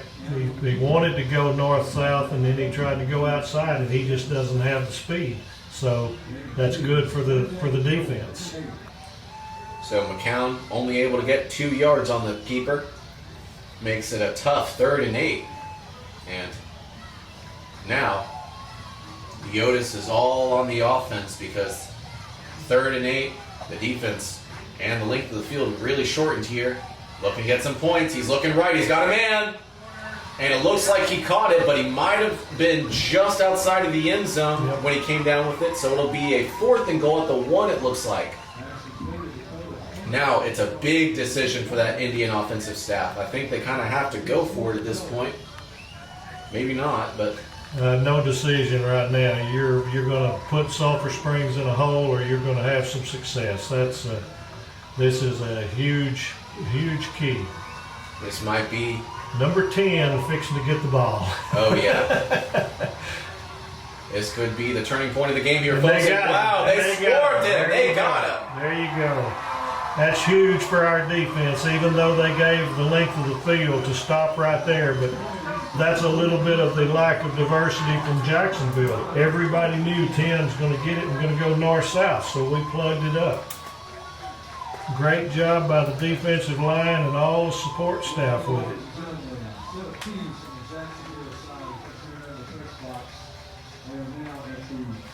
Wow, what a stop there by the Wildcat defense. And you were so right, Tony. The offense has been able to kind of make it work here tonight. Obviously, you can see that reflected on the scoreboard, but the defense, you're exactly right. The defense has been the MVP of this game so far. Yes. So from their own end zone, quarterback Brady Driver and the offense take the field. They are at their own 2. Driver keeps it himself, follows the inside of his offensive line, and so good at staying patient, following his blocks. I mean, he really almost is like a running back in that way. He is. He's very much positioned that way. I just cringe sort of like I'm a parent right now that I don't want those ribs to get touched. So Yeah, me too. I'm a little conservative. But nice little rush there. He gets 3 yards, gives him quite a bit more space to work with, as opposed to being 5 yards in his own end zone. Now he's just tucked into it. He will keep it himself, and about the same play. Fakes the handoff, keeps it himself, and about the same result. 2 more yards, and much more manageable. 3rd and 5, it looks like. We need a first down here to play the field position. We don't need to have to punt from our end zone, so this is a big play. And especially with even the last punt only going, what'd you say, 12 yards? 12 yards, and there again, Brady's the punter. If you've got sore ribs, it's a total body effort, so who knows if that punting ability has been curtailed for the rest of this game. The Wildcats on offense facing a 3rd and 5 at their own 8. Trying to get a first down here. They hand it off, and ooh, We're ready for him. Roland just swarmed. I mean, just about the second he got the handoff, the defense was there. And that will make it a loss of 2 on the play, put it back to about a 4th and 7. Punt team coming on for the Wildcats. Yeah, we need one of those punts that gets a little bit of the roll. Because right now they're looking at getting it inside our 40. You're exactly right. Number 8 for the Indians. That's Draylen Kennedy. Back set to receive the punt at the Wildcat 40. Driver set to punt. And Better punt. it's got a better arc this time, more distance. All right, And it that bounced off touched the player. him. That touched Wildcat him. bounce on it. It's I Sulphur think Springs we've ball. got it. I think we've got it. It's going to be interesting. Could be dual possession, but nope, Sulphur Springs ball. Great job. Great job there by the Wildcats. And that is a special teams gaffe if we've ever seen one, folks.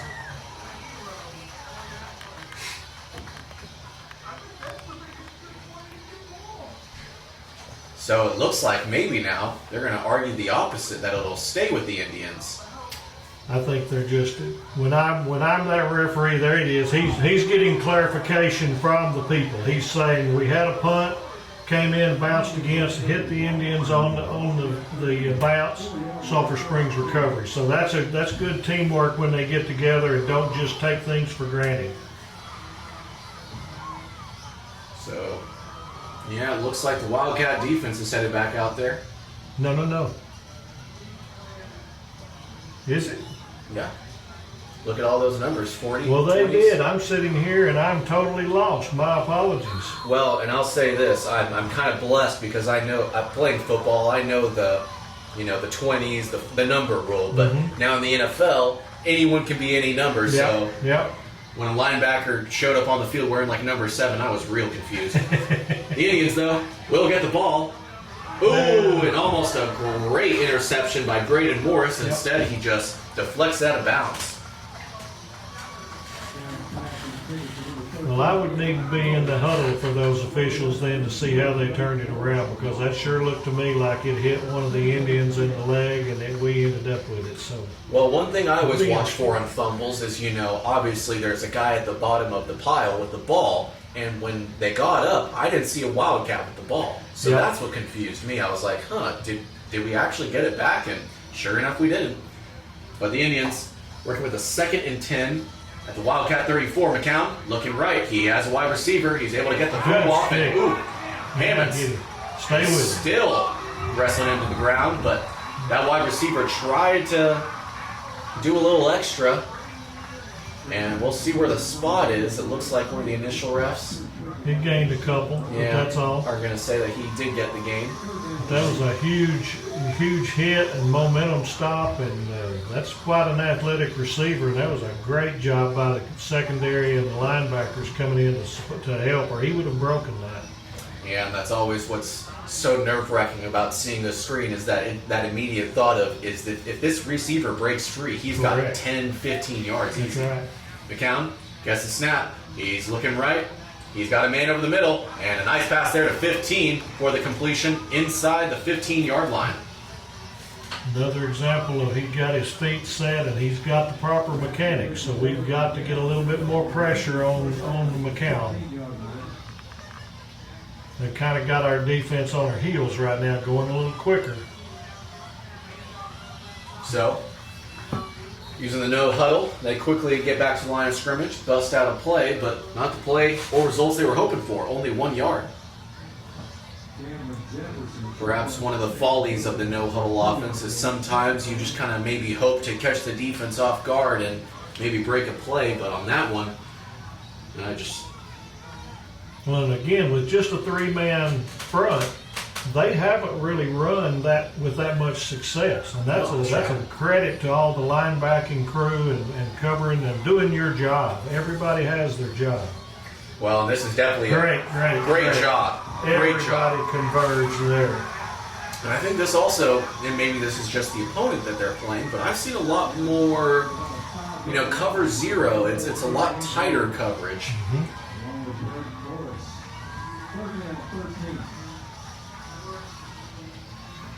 So, see right now, they've got obviously your 2 defensive backs, 2 cornerbacks. So here's another opportunity where you wish you had the time to tell your DBs, knock the ball down, do not intercept this. And he sails it away, and almost intercepted by a Wildcat. And it looked like maybe for a second there, it kind of went through the hands of that Wildcat. And I had a deep fear because it just seems like the kind of play that would maybe happen to this squad, where it almost looked like maybe it would have gone into the hands of a wide receiver for Jacksonville. It was close, but by the same token, that DB wanted that interception. He was fixing to cost us. We got the benefit now of getting the ball at the 18-yard line. Well, it's 4th down now. I'm sorry, got ahead of myself. So, going for the field goal here, their kicker, number 16, Jesus Nunez, looking to get a field goal to put his team on the board, and We're not in there. And it not only didn't have the distance, but I don't think it had the trajectory it wanted either. I think he kind of chili dipped that one. He hit that way low. It had a lot of spin and not much to it. Well, one thing's for certain, special teams has not been the MVP of this game. Correct. Both for either team. I mean, the Wildcats, as we've talked about, have missed 2 PATs. Jacksonville just a moment ago missed a field goal, and then on top of that, almost gave the ball up. We couldn't have even had that drive because they almost gave it up on a punt return. Yep. So I think you'll see Sulphur pass football in this series. They've had a couple of running series and so forth, and I think you'll see them open it up a little here. Driver, keeping it himself, tripped up by a linebacker there, but not before he gets 5 yards. Nice run there, able to get tripped up by a defender instead of, trucked. So that's always good. Did you see him limp? He's limping now. Yep. It's week 1. Definitely not what you want to see. Your starting quarterback. Little injured, but Roland gets the handoff on 2nd and 4. He gets 2 yards, so a very manageable 3rd and 2 at the Sulphur Springs 28. 3rd down and 2. So Tony, you might be able to tell better than I can. What's that on his right shoe? He's got an ankle wrap around there, so he's got some issues right now. He's got an ankle wrap there and went out with his ribs. So he doesn't need to be running the football right now.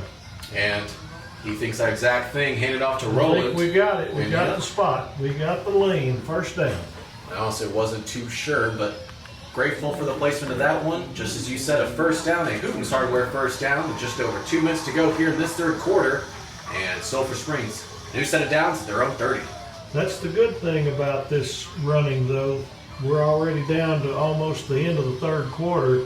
We still haven't given any scores up, and this is slipping away for Jacksonville. So this is a perfect opportunity for us to go in and score. A field goal won't necessarily do it, but a touchdown sure would put this game in a lot better territory for the Wildcat fans here. Roland getting the pass out in the flat, just able to carve his way upfield for about 2, maybe 3 yards. A really good open field tackle, but I like the slant where you can break something. They're throwing it wide and going east-west, which has its place, but I want to see a slant. We had a little success in the 1st quarter. I'd like to see it again. Yeah, and that huge 3rd down conversion earlier in the game where Driver was able to make his way through his progressions and then find the player on the hitch route. And there's a great pass right there. Able to break a tackle and cross the 50 at the 47-yard line after a gain of close to 20. Great job there. North-south. Good things happen when you go north-south. You have an opportunity to break something. And again, we look athletic this year. We look athletic. I like it. 100%. Yeah, and again, it goes back to the Madden generation. You kind of have to remind the players, like, hey, not everyone is a Barry Sanders. Not everyone can run east and west and still break every tackle you come up against. So Driver hands it off to Roland, and no dice on that one. I thought maybe he'd be tackled for a loss, but they'll put it right at the line of scrimmage, so no gain there on the play. About 20 seconds left on the clock here in the 3rd quarter, so I imagine They need to let that go, and that's what they're going to do. And the Driver, unlike the 1st quarter, was very quick to recognize that. He started walking off the field instantly, so 7 seconds left on the 3rd quarter. We're going to take a break and hear from some of our sponsors, but when we return, we'll see if Sulphur Springs can keep riding this momentum to a potential Week 1 win. We'll be right back. Welcome back to the Prim here, folks, on Friday, August 26th. You're listening to KSST Radio for another edition of Wildcats football. It's the 2022 season opener, and believe it or not, folks, the 4th quarter is about to begin here on the opener, and your Sulphur Springs Wildcats currently lead 12-0 and have the ball. They face a 2nd and 10 beginning this 4th quarter. Driver still back there, still hanging in there. He's looking for a wide receiver, and he's got Cooper Faircloth. And he's able to break a tackle and stay on his feet before he's taken down for an 11-yard gain, 12 yards. Great route, and he knew what he was going to do when he planted his foot. Great route altogether. Great delivery. Tackled by number 8, Waylon Kennedy, after the Wildcat 1st down. That coach's son, Cooper Faircloth, cutting quite a few targets and number of receptions and 1st downs for this offense. Driver, sweeping left. He's looking for Nice catch. number 6, and he's got it. Great job there by that Wildcat, Skylar Lewis, knowing that the ball was coming at him low, so he immediately got on his knees on the ground, caught the ball, and used his knees to kind of support the ball as he came down with the catch. 3-yard gain from Lewis makes it a 2nd and 7, now at the 32-yard line.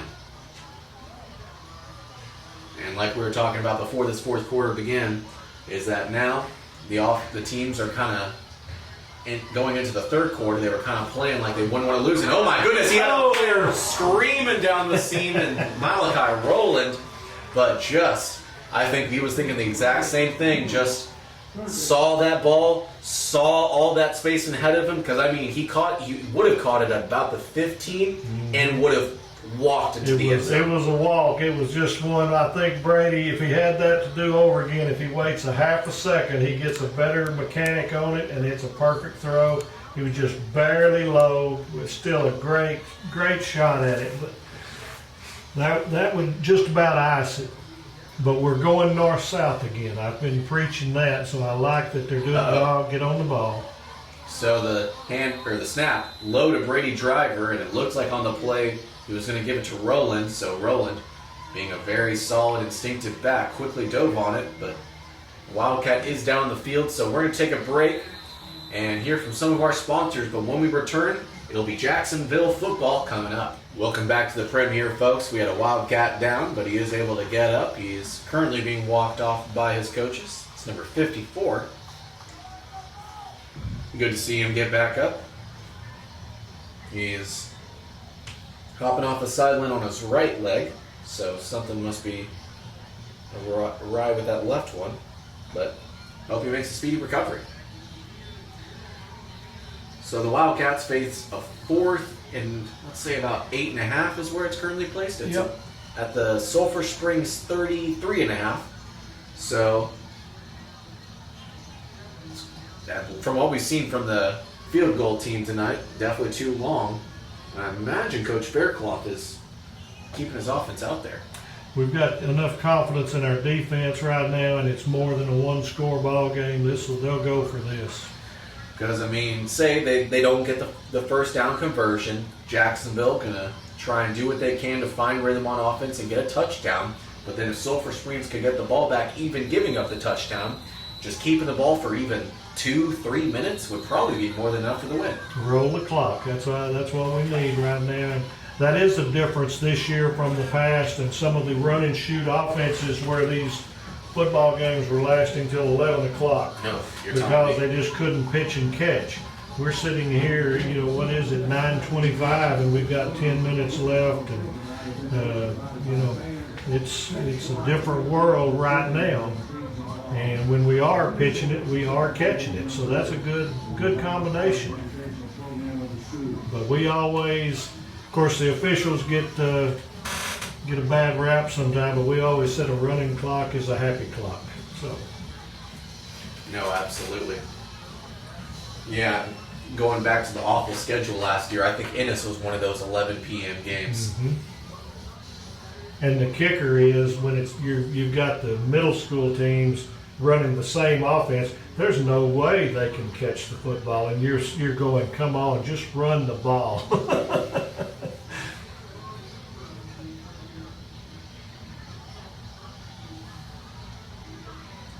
So the Wildcat offense back out there on the field.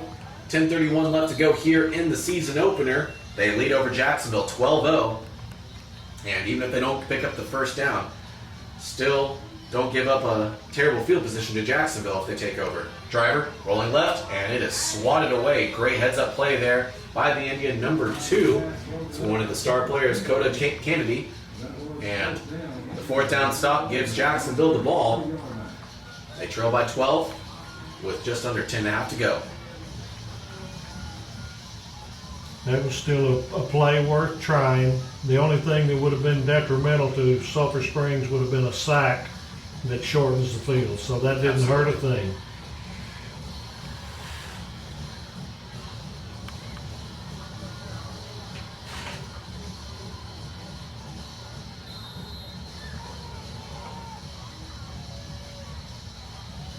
But you're dealing with a confident group of a defense right now. So that's the good thing, and that's the difference last year to this year. This team thinks they can stop them. And McCown, nice fake, but the wide receiver it was intended for wasn't expecting the throw, and he almost threw a pick on that play.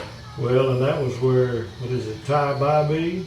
Yeah, He was looking to make a hit, which is his job, but he had a perfect opportunity that if he had watched the ball quicker, he had a pick. That was on a platter, but he was doing his job to make sure he doesn't get beat deep. So you can't fault the young man.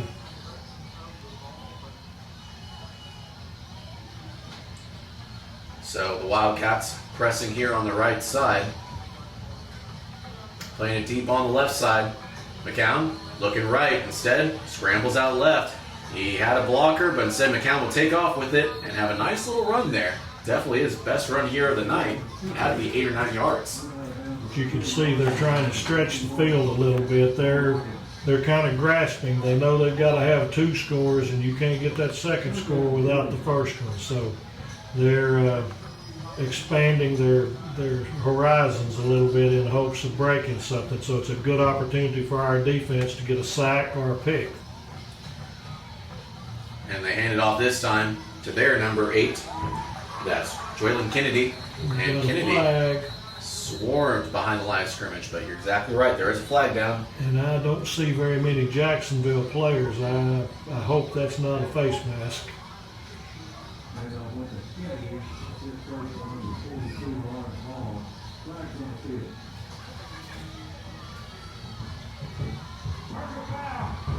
Exactly. There were all blue jerseys out there. When you see a flag right there, you don't see a jersey from Jacksonville where they could have been holding. That's the natural thought. A huge face mask. And now it moves the ball all the way to the Sulphur Springs side of the 50, now at the 46. Big personal foul there called against the Wildcat defense. McCown and the Indians getting a new set of downs to work with, but McCown has to evade the pocket. He was pushed out of bounds or tackled out of bounds, but not before getting about a 4-yard gain on the play. We're getting some pressure, but we've got to keep him inside the pocket. He's gotten outside the last 2 runs, and so pressure is good, but pressure's got to stay in the lane, and those outside guys have got to contain, so they need to get a little bit of discipline right here. We're still fine. So still 3 down linemen. Really enjoying that 3-4-4 this year. McCown trying to get the ball away. He's got a man, and that man has a touchdown. A huge play there, 43 yards to the house, and McCown and the Indians have just pulled themselves back into this after trailing for a vast majority of the game 12-0. That's the big play they needed, so now we'll check our character.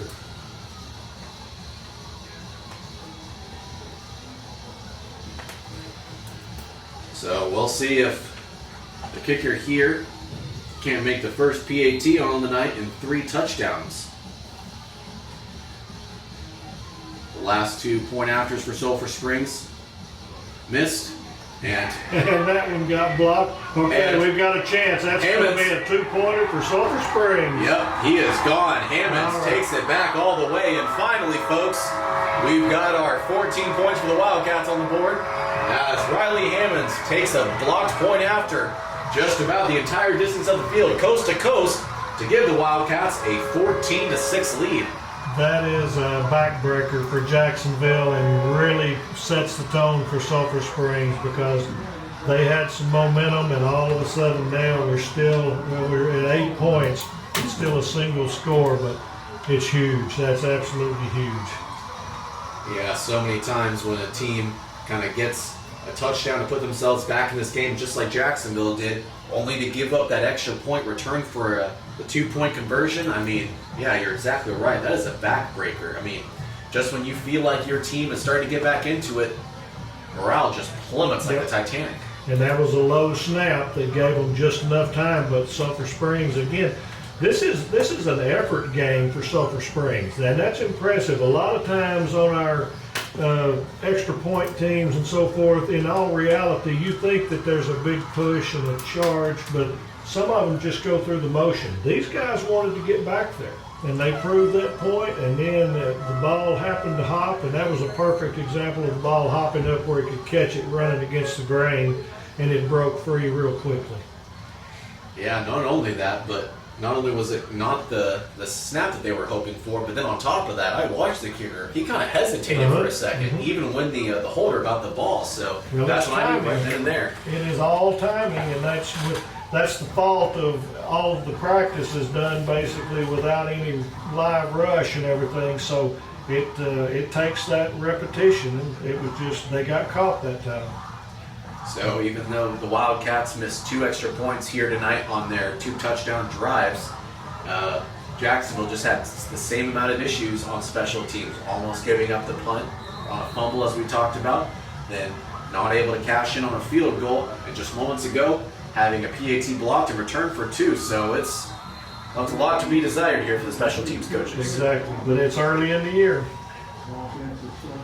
And I have to imagine if a coach goes into the team meetings tomorrow and they all watch the film together and he says, guys, we lost the game because of special teams, I think a coach would be happy with that as opposed to a laundry list of things we did wrong. Exactly. Because special teams, that more likely than not can be fixed. So 9:32 left in the ball game. This is the time for a statement from this offense. Can we put together a drive, kind of get back to that dominance that we had in the first half, where we control the ball and the clock? So Tony, we were talking about not too long ago, if the Wildcats, at that point up 12-0, could get a touchdown, they would pretty much put the game away. But with under 9.5 to go, probably about 9 minutes to go when I stopped talking, would you think that a field goal would really do it, kind of cement this game away, or do you think they really would still need a touchdown? I think any score solidifies the ball game, because Jacksonville has not shown an ability. That one long play was a beautiful play. It opened up perfect. You can't hang your hat on that and expect to do that. So that's where I believe any score will just about do it here. So Driver and the Wildcats have the ball. Driver thought about looking deep and instead keeps himself for a very nice gain. I mean, that's got to be a first down, and a first down it is. Yep. And he avoided a hit, but he's still showing favoritism to that right ankle. I sure would like to see us do some short passing or handing off. The young man is an incredible athlete, but we need to protect him. So I said that it was a first down. It is not. In fact, it's a 3rd and 2. Driver will keep it, taking it up the gut, and he's got a first down. In fact, still going past the 45. They'll call him down at the 45, maybe the 46, and it'll be a first down for the Wildcats. A Hooten's Hardware first down. Now we have 8.5 minutes to go, so already a minute taken off this drive off the clock. And they're doing a good job of clock management, unlike what Jacksonville did earlier, where they were getting to the line trying to catch us off guard. We're doing a good job of milking it. We're at 16 seconds, and we're not as much of a rush. And right now, that's what's needed. Well, and I think the Jacksonville side of the field knew that even if they were to get that touchdown, which they did, that they still might struggle to get some stops on defense. And Wildcats already got a first down, but on the second first down here on the drive, the rush not going as planned, a 2-yard loss. Yeah, we had a bad snap there, so that's a couple of snaps. We've had really good transfers of the ball all game long, but all of a sudden we've rolled a couple, and that's something to work on, because we sure don't need a turnover. I don't think we've had a turnover, have we? No, we sure haven't. So now's not the time. Only turnover of the game has been that Riley Hammond's interception. Well, that's true. I forgot that one. But even And so, Sulphur has yeah. not turned it. There he goes. Oh boy. And he's got a beautiful spiral. He's looking for his man and just didn't quite time his jump right. That was intended for number 6, Skylar Lewis, but an incomplete ball, and now the clock stops.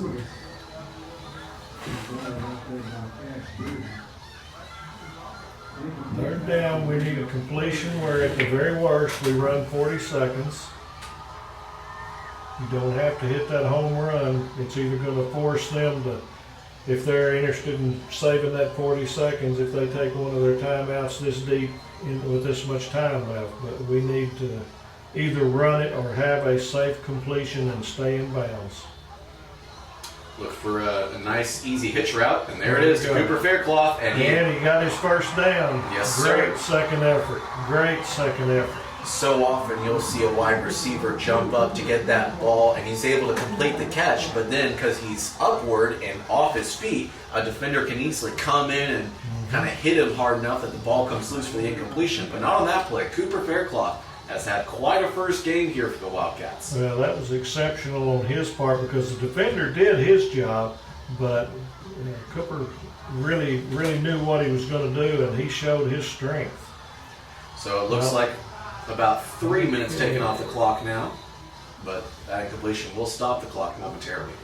We're fortunate there because we had offensive pass interference that wasn't called, and the officials getting an earful right now. Oh, I believe Our wide receiver went out and he was blocking ahead of the throw, so we got a break right there. The official is saying, get this next play off so we can get him off of my back. I like that Jacksonville coach on the far sideline who's just moments ago was about 5 yards on the field. Oh yeah. There we go. Nice completion there, and number 10 for Sulphur Springs had pretty decent amount of space in front of him. That's Matt Mitchell coming down with it. He had probably 5 yards of green grass before a defender even touched him. And he did good by staying in bounds. So that's 4 new downs and the clock rolling. So this is a perfect menu for us right now. Yeah, I believe the clock started on this drive about 9.5 minutes. A little over 9, that's right. So already 3 minutes taken off the clock, third of this fourth quarter on this one drive alone. So even if the Wildcats come up empty, stop passing completely. Being a Cowboys fan, I just let Zeke eat, Yep. and the rest is easy. But driver has to roll out. He breaks one tackle, breaks a second tackle, and somehow almost breaks a third before he cuts up field. And I don't know that they're going to give him too much benefit of the doubt as he started to curve up field. I thought he might have slid down and stayed in, but they called him out. So it looks like they'll only give him 3 yards on the rush. Yep. A 3rd and 7 now for the Wildcats. And that's another hard lesson to learn from a young quarterback. He wasn't going to get very much if he has that knowledge. Slide down inbounds. Keep that clock rolling. 100%.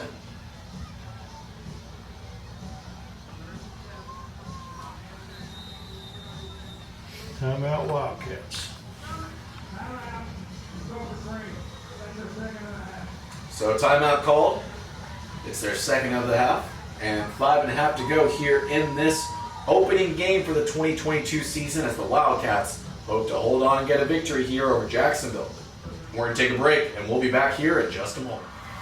Welcome back to Gerald Prim Stadium, folks, as we are here in the Wildcat football season opener, and Sulphur Springs currently leading by 8, a one-possession game at 14-6. They currently have the ball, although they face a mildly challenging 3rd and 7 here on the Jacksonville 25.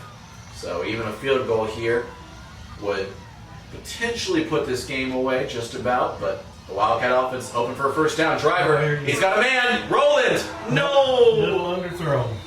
Oh, that would have been, it, folks. But Roland not able to come down with the reception. So last 2 drives, Roland and Driver could have had a connection that would have certainly put this game away, but neither time able to get the timing right. That was caused by good pressure up the middle from Jacksonville. Driver had to throw off his back foot and just wasn't quite able to get it to him. But where they are now, they'll go for it on 4th down. Not going to hurt a thing unless of a sack or a turnover. So still got another shot. And if the play were to be snapped dead right now, giving the Indians the ball, they'd still have to go 75 yards for a touchdown. The Driver looking right. He's got a man for a touchdown. There we go. Touchdown Wildcats. And I think it's safe to say, folks, that should just about do it. Jackson Hare, the freshman, great route. He's got some size to him, and it was a perfectly thrown ball just laid right over the top. That's how you do it, and that's how you seal a ball game. And not only that, but a beautiful ball from Brady Driver, because that play was on the 25, and man, he just knew it. The second he released that ball, that was perfectly placed, great separation from Hare there to get some green grass, and by the time the ball was in his arms, he already had the touchdown. That's what was noticeable, was the separation, because the defender was looking for the ball. All right, we got us a kick now. So, Jacksonville, one player there, I believe that's number 2, and he pretty much exemplified that entire team, because once that kick went through the uprights, he immediately just started huffing and puffing, and understandably so. I think he knows it just like everyone on that far sideline knows. This game just slipped away from them. They had great opportunities, but still 5.5 minutes to go, but they trail by 15. The whole thing here now is Jacksonville has to have help. Sulphur Springs has shown discipline and shown confidence and lack of giving up the big play. They gave up the one, so they'll be trying again. So this will be a good test. We can afford to give up one, but we don't want to. So now will be a good idea, a good rendition of just where that defense stands. They've got some talent. 100%, and something we've been talking about all night is the fact that they've only put 3 down linemen, so quite a big change from Coach Greg Owens, going from the 4-3 to the 3-4, but I mean, it could be respectfully more of an indictment against the Jacksonville offense, but still, they have done really well here tonight. Yes, Jacksonville's got some athletes. This is a team that's going to be okay. Jacksonville's a good test, so this is a good report card for where the Sulphur Springs Wildcats stand, because this is not a subpar team that they're playing, I don't believe. Well, and Wildcats kick it away. And the Indians start to return it. Player started thinking about cutting it the other way and going the opposite direction, but just as quickly swarmed up. So the Indians looking to come back from down 15 with just under 5.5 to go. They started at their own 30-yard line. 30-yard line. That's another of my kind of being old school. I don't understand. I know they don't want to give the big kickoff return, but I just can't fall in love with this kicking it to the 30-yard line and shortening the field. I've got to learn how to do this. Well, and I think a lot of it has to do with the fact that high school and college now, if you call the fair catch, it's automatically moved to that yard line. But McCown, looking right, no option, so he simply has to throw it away. He was looking for his big-bodied running back, that's number 10, Jaden Boyd, who is just a specimen of a human being. I mean, he's walking up behind the offensive line right now, and if you walked in right now and saw the Indians, you'd probably think he was an offensive lineman. I'm not sure, he just didn't get the wrong jersey issued to him, but he's doing a good job with it. Yeah, he sure is, and he reminds me so much of the running backs of old, and just huge, just able to power and truck his way over defenders. But McCown on another pass, and try to get to a wide receiver here on the near side, but almost threw it away. Matthew Clark almost had one. Clark, Great job of closing.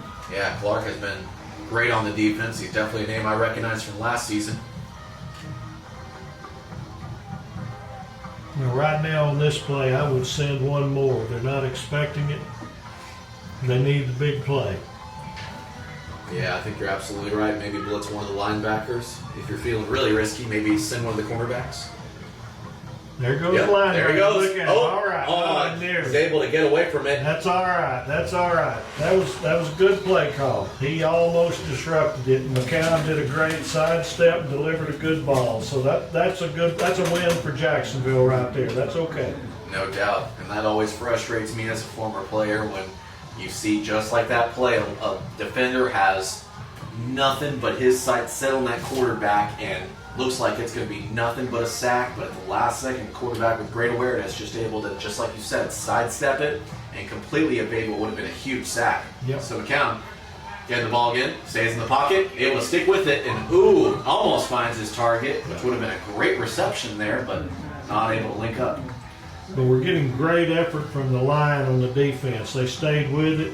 They caused that pass to be offline and short, just like with Brady on the last drive, threw off his back foot. McCown just did the same thing and kind of threw across his body, and that's caused by great effort from the defensive line. And something we've been talking about is the three-man defensive line, but especially on this drive, and now they're starting to send four, it looks like. Nice screen pass, able to break a couple of tackles and get a first down. But so many times you see three down linemen, so they rush a linebacker, and then on, it seems like most plays, especially passing plays, McCown has had to kind of leave the pocket. That's definitely what you want when facing a very fundamentally sound quarterback. You don't want him to just sit back there, and I think that's a lot of the reason why they maybe have 8 defenders back, is because they're like, you know what, try it. Yep. And same with the rush. It's like, hey, if you want to beat us on the ground, do it. But They needed they needed a first down there, so they had to run it with the big boy. He got the first down, clock's rolling, everything's looking good here. So go ahead and relax just a hair, and don't give up that big one. If you just make them take several plays, we're good. You have to imagine, though, with what will most likely be less than 3 minutes, if they were to score a touchdown, McCown looking right. Not close to his guy, but there is a flag on the field. But you have to imagine, though, if Jacksonville were to score a touchdown this drive, do you think they'd be onside kicking it? I guess they have to. Absolutely, no choice. But with the special teams gaps that we've been talking about tonight, ooh, man, I do not like putting the game on the line on that. It might be interesting. But that was a case right there. Holding call. It'll be declined. Oh, they're going to take it. They're going to take the yards. That's fine. With the minutes, you'll take the yards. But that was another example of, you could tell that it was going to be hard for McCown to get a completion because he was completely running away from his receivers. Great pressure. You're gonna have to remind me, Tony, with the penalty, does the clock start? Yes, it's whatever the previous play, the status of the clock was. So McCown quickly pressured, staying in the pocket this time though. He looks for a man, and Riley Hammonds gets his second pick of the game, stays on his feet, and still returning it before he is. Woo! Yeah. Body slammed to the ground.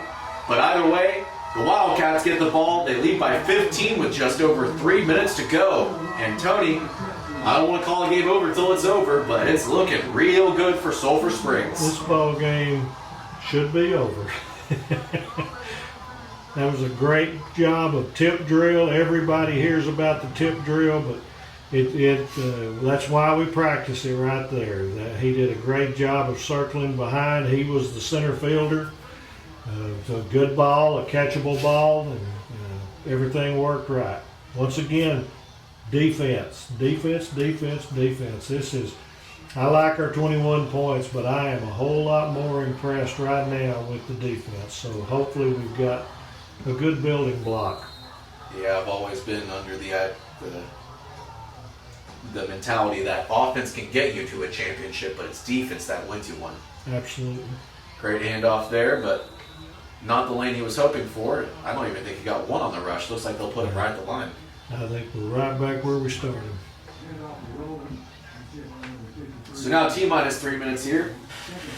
And this stadium is just about as packed as when it started. That's what's nice to see. The whole town's got a little bit of excitement about them right now, because at this point you had parents in the stands was about it in the past. So it's good for the town, good for the school, good for these kids. They've been practicing in this 100-degree weather and against each other. It's nice to hit somebody else and have success. Well, and it's so great to start off the season with a win after an 0-10 season.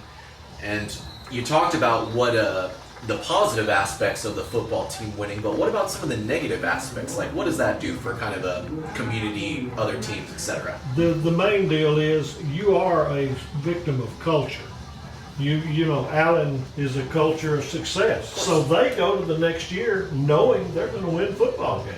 And it's amazing. It's kind of like in golf when Jack Nicklaus put his name on the tournament, or Tiger Woods.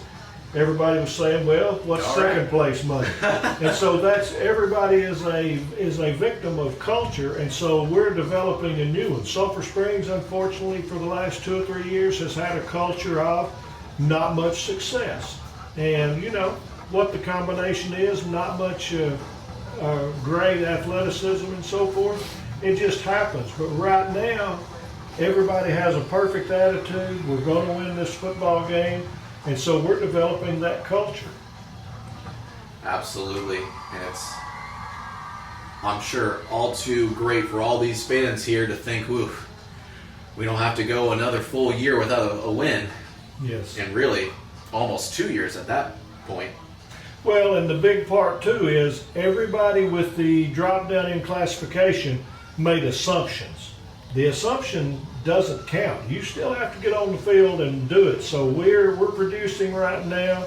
I haven't even looked. I think Jacksonville is still a 5-18. But I think they dropped down. did they drop down Yeah. too? Okay, well that's fine. But we've Oh, wow. we're getting that culture.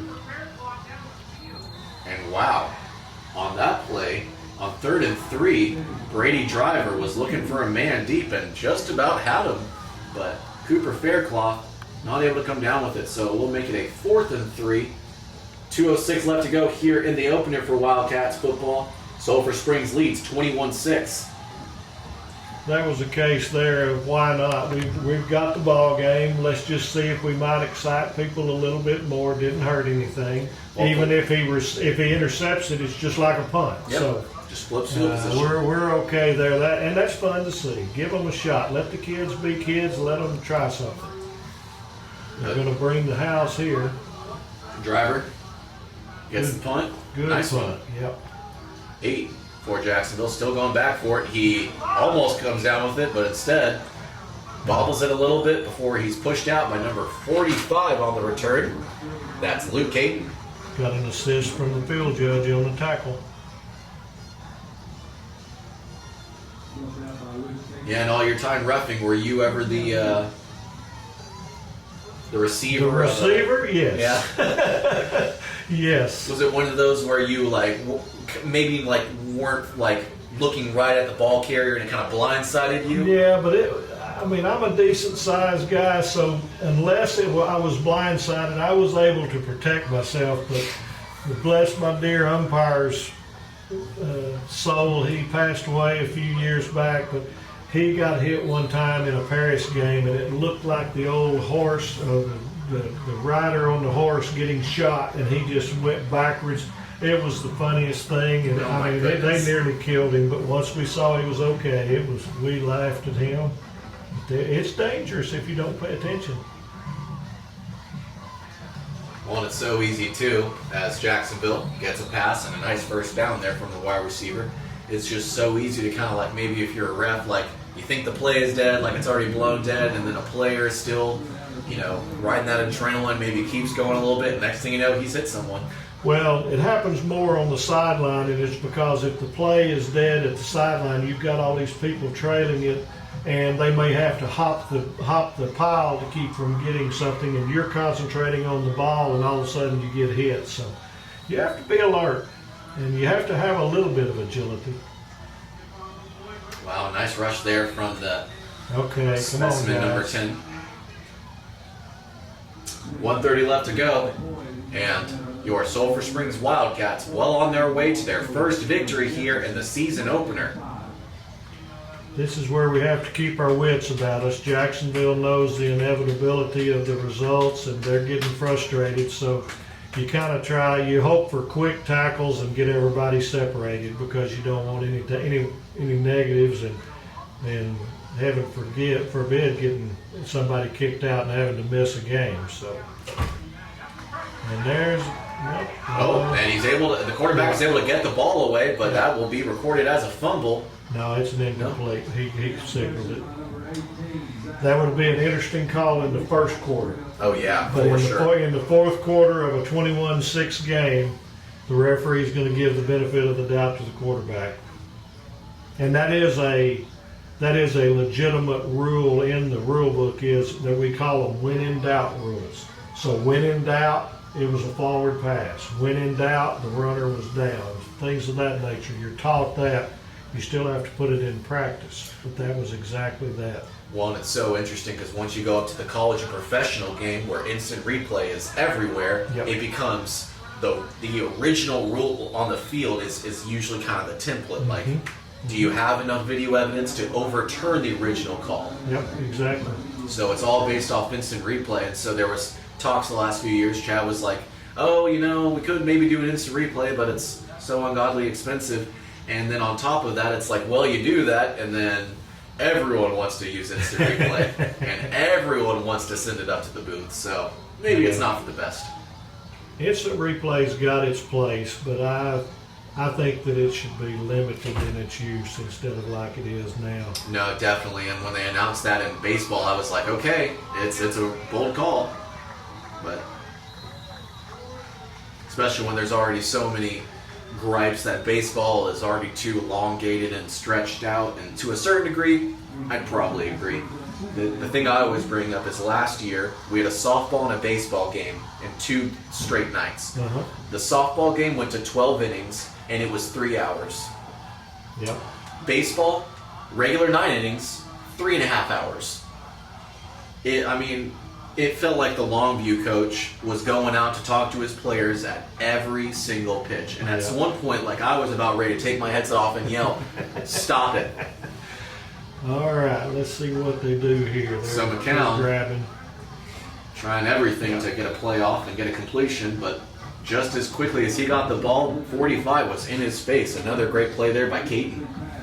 And I figure most of these are second teamers getting their feet wet for the season, which is good. And there again, it's nice to be winning a football game and let some of these guys that don't get the front line, let them work on their skills. You never know when they're going to develop.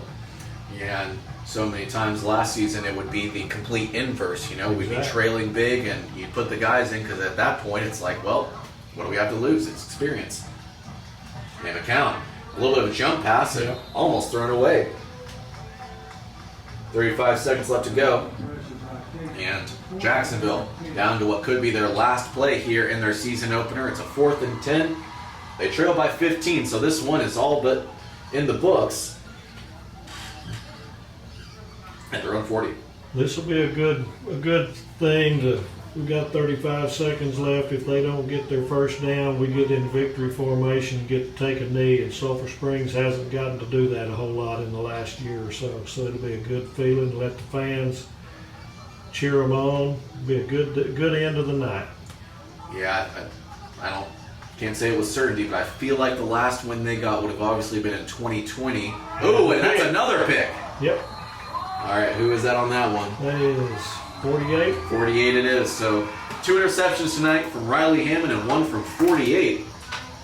Matthew Clark. Matthew Clark, so leader on that defense.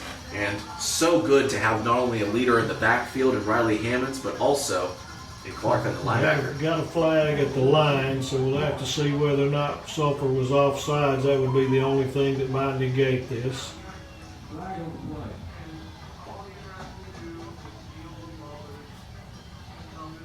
If it's against Jacksonville, we'll decline it, take a knee. Okay. Decline. Interception stands. Here comes the victory. All right, folks, 16 seconds on the clock. Your Wildcats lead 21-6. And just as Tony said, the only thing that's standing in between an official 1-0 record to start this season is the victory formation. And listen to the fans. That's the good thing. The fans haven't had that to cheer about lately, and so this is good for Sulphur Springs as a whole. Yeah, and one thing we may have touched on earlier is, just like a lot of times in 2021, the Wildcats maybe looked like they had a chance to win, or it seemed like they did have the victory in hand, only to have it snatched away from them at the last second. So not only able to celebrate a victory, but to really kind of exhale and enjoy the victory. Exactly. All right, we had a good clean snap, and we didn't have any fighting at the line, so this is a good one. This one's in the books. And that will just about do it. 3, 2, 1, and it's official, folks. For the first time here in 2022, in the first game, your Wildcats football team have won the game. They won their opener over Jacksonville 21-6, and what was a very impressive win. So we're going to take a quick short break and hear from some of our post-game sponsors. But coming up, we'll have an even quicker post-game analysis, and we'll talk about what's next. Welcome back to the Gerald Prim Stadium, folks, here on Friday, August 26th. And we are fresh off the clock hitting 0-0 as your Wildcat football team have won their season opener by a final score of 21-6. Tony, what'd you like that you saw from this game? Confidence. We started out and the team looked confident on both sides of the football. We had a little bit of success on the offense, but I still can't keep from coming back to the defense. But a total team effort except for the special team. Got a little work to do, but we got a lot of season left. But that's what I took out of it, is just a good, solid, confident, basic victory. No, 100%. And pretty much from the first snap of the ball, I mean, this Wildcat team looked, just as you were saying, head and shoulders more confident than last year's team. And just the way the wins compound and continue to gain more confidence, as you talked about, I mean, I can tell you one thing. The Sulphur Springs community feels a lot better at this point this year than they did this point last year, that's for sure. Absolutely.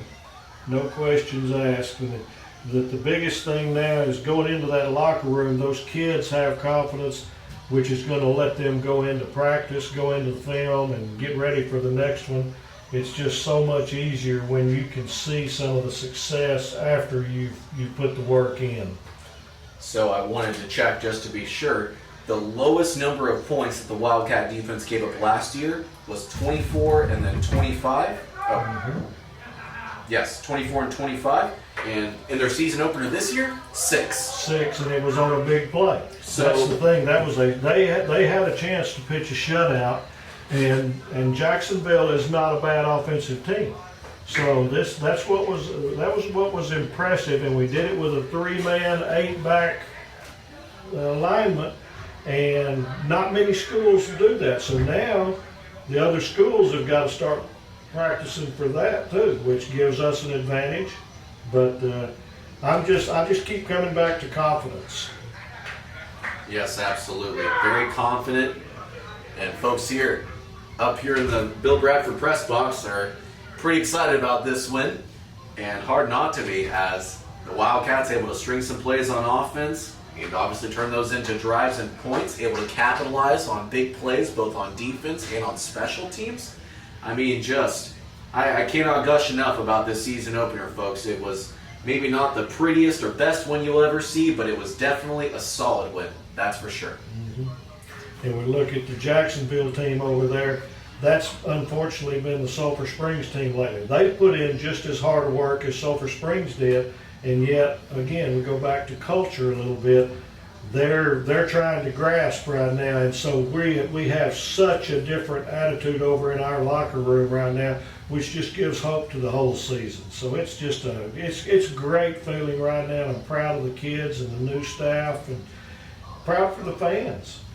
Oh, absolutely. So next up, as we were talking about earlier in the broadcast, Wildcat football are pretty much playing at home this season, or at least it certainly seems like it. 6 home games, 4 away games. Well, next week is the second straight home game, and we've been talking about it. It is a hotly anticipated matchup with nearby rival Mount Pleasant, which should be a great one.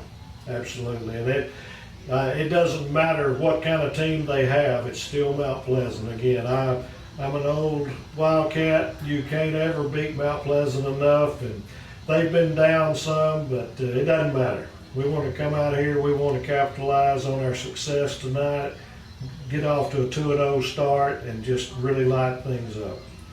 100%, and that duel with Mount Pleasant here at Gerald Prim Stadium is a week from today, and should be a fun one. That is the first game in September. That's September 2nd And just like the game here tonight and all games this season, it is a 7:30 p.m. kickoff. That's right, folks. No 7 p.m.s and no Thursday games. All Friday, all at 7:30. And I speak for myself and so many others when I say that one next week should be a lot of fun. And Tony Flippin, thanks so much for joining us, and we look forward to having you back next week. Great, I've enjoyed it. I didn't know how it would go, but it's been fun. No, you're great. I could tell just when I started talking to you last night when I met you that you would be a natural. Well, that'll about do it for us here at Gerald Prim Stadium as Wildcat football picks up a season opening win here over Jacksonville and carries that confidence into next week in a duel with Mount Pleasant. With your play-by-play, I'm Ross Levinsky doing color for us tonight and next week, Tony Flippin, and shooting video for us has been Matt Jansen. Thanks so much to him for stepping up and doing that. And of course, the tried and true, the gentleman and scholar back at the station, making everything you hear possible, James Terry. That'll do it for us here. See y'all next time.